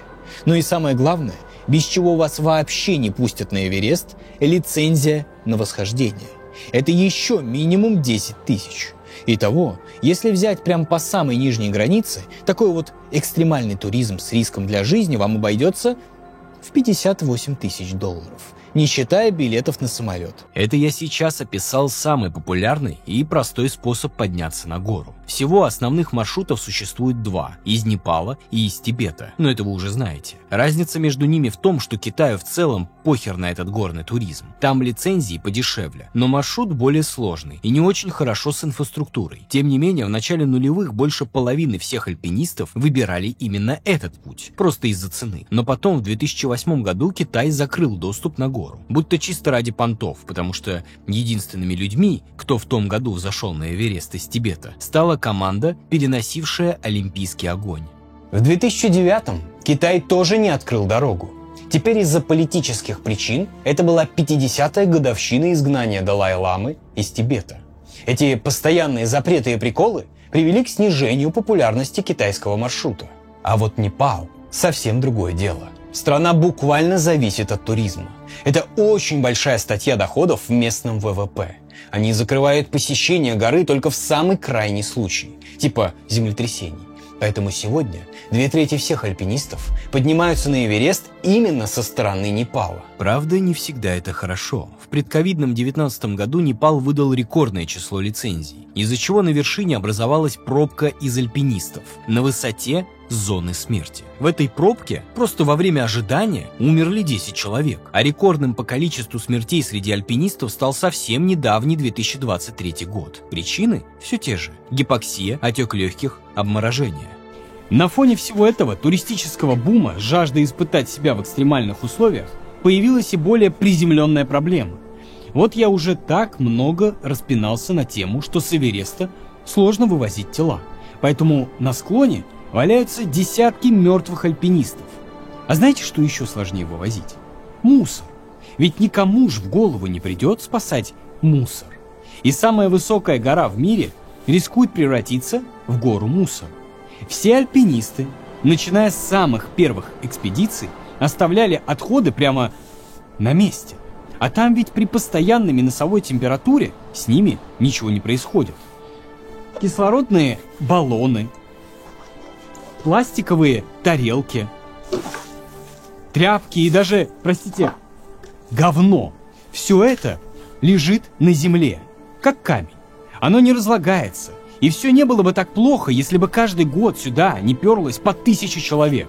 Поэтому количество мусора измеряется в тоннах. Регулярно отходы вывозят только из базового лагеря. Но ведь кроме него их еще несколько штук. А уж если речь заходит про уборку на высоте более 8000 метров, то это была бы самая опасная в мире работа для мусорщиков. И Непал, и Китай пытаются бороться с этой проблемой по мере сил. Например, они ввели правило, по которому альпинисты обязаны убирать за собой. Но как это правило соблюдать? Не поставишь же ты полицейских на вершину. Зато можно ввести депозит. Каждый альпинист теперь оставляет определенную сумму денег внизу, которую получит обратно только в случае, если сдаст определенное количество отходов. Сомнительно, но окей. Из-за трудностей, с которыми альпинисты сталкиваются на высоте, многие предпочитают распрощаться с деньгами, чем тащить с собой мешок говна и пластика. В последние годы были организованы специальные очистительные экспедиции, состоящие из волонтеров и профессиональных альпинистов. Им удается спустить сотни килограммов отходов за сезон, но пока это в лучшем случае помогает не накапливаться новому мусору. И еще вводятся более экологичные решения. Это, я так образно говоря, про банальные биотуалеты. Самый хай-тек — это попытки использовать дроны-мусорщики. Вот такой путь проделал Эверест за 100 лет восхождений.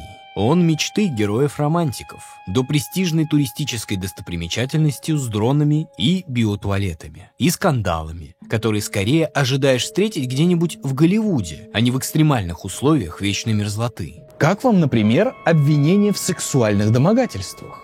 А было и такое. В этом году 2 клиентки обвинили в харассменте знаменитого непальского гида Нимрала Пурджу. Если что, Пурджу — это прям звезда современного альпинизма, рекордсмен и престижный проводник. Но после этой истории его отстранили от работы, И департамент туризма Непала начал расследование. Возможно, потому что это был не единственный скандал с Пурджу в 2024. За один короткий сезон он умудрился нарушить авиационные правила и приземлиться на вертолете в лагере 2, что запрещено чуть менее чем всегда, за исключением спасательных операций. Потом Пурджу отправил на Эверест группу туристов без лицензии на восхождение, а в конце концов между строк обвинил шерпов в том, что они специально перерезали перила у отвесной скалы в зоне смерти. Из-за этого непальские власти даже пригрозили подать на альпинистов в суд за клевету.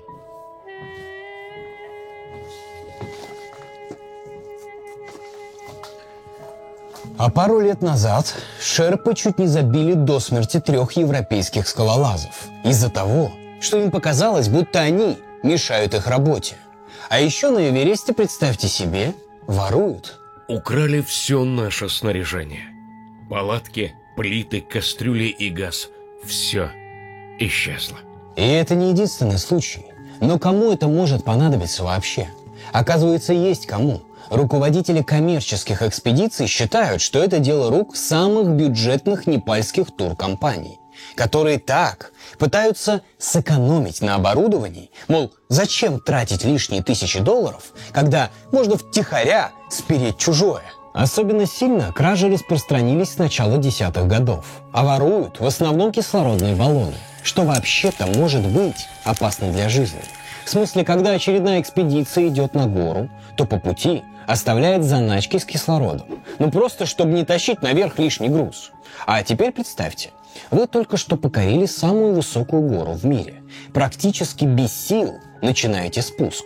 И тут обнаруживаете, что ваш запасной баллон тю-тю. И обратно вы просто не можете дойти. И это я сейчас даже не нагнетаю драматизма. В 2006 году так погиб бразильский альпинист Витор Негрете. Из его высотного лагеря просто украли всю еду.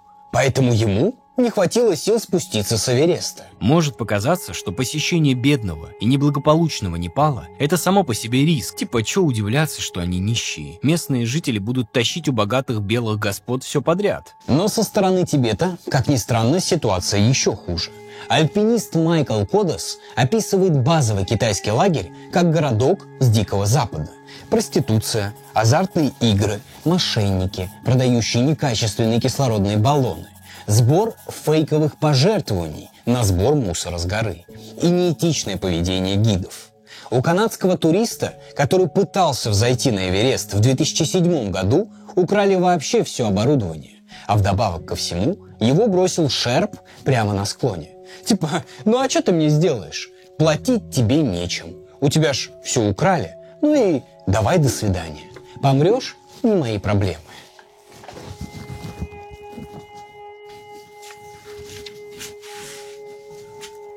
Я хочу сказать, что Эверест – это уже давно не такое романтизированное уединенное место, как было еще 30-40 лет назад.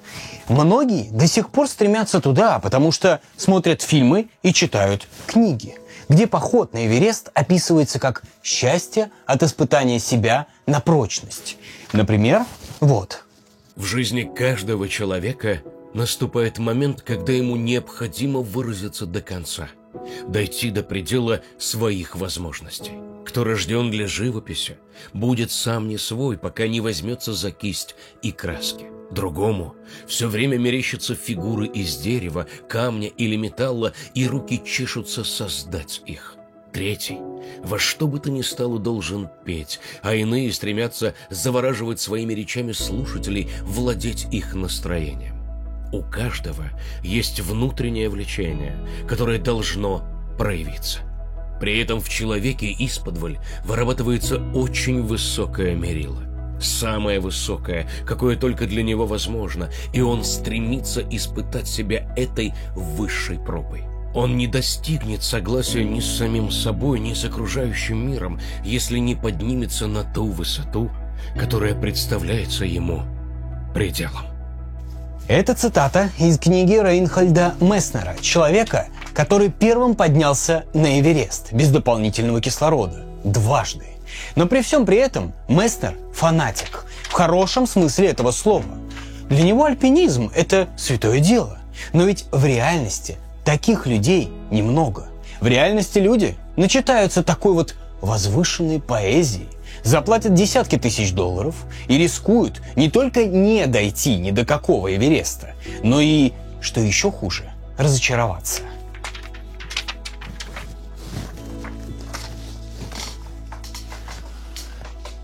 Но я надеюсь, что вы не разочарованы. Ведь несмотря на все минусы, туризм и коммерцию, Эверест – это все еще самая высокая точка нашей планеты. Уже хотя бы потому, что она притягивает к себе так много внимания. И ее никак не волнуют наши человеческие копошения. Что какие-то там людишки мусорят, карабкаются, умирают на склоне и имеют наглость думать, что они ее покорили. Кстати, а что это такое? Да, мое путешествие закончилось успешно. Вы ж не забыли про главный альпинистский спор 20 века. Были ли Мэлори и Ирвин на вершине? И что этот спор мог бы разрешить фотоаппарат Ирвина, который так и не нашли и не найдут. Потому что вот он, будет еще одной яркой деталью в моей коллекции. Что я там говорил про то, что фотографии с этого аппарата не могут изменить прошлое, но изменят настоящее? Да, ведь может получиться, что Эверест покорили почти на 30 лет раньше официального рекорда. Согласитесь, интересно узнать ответ у загадки, которая так долго казалась нерешаемой.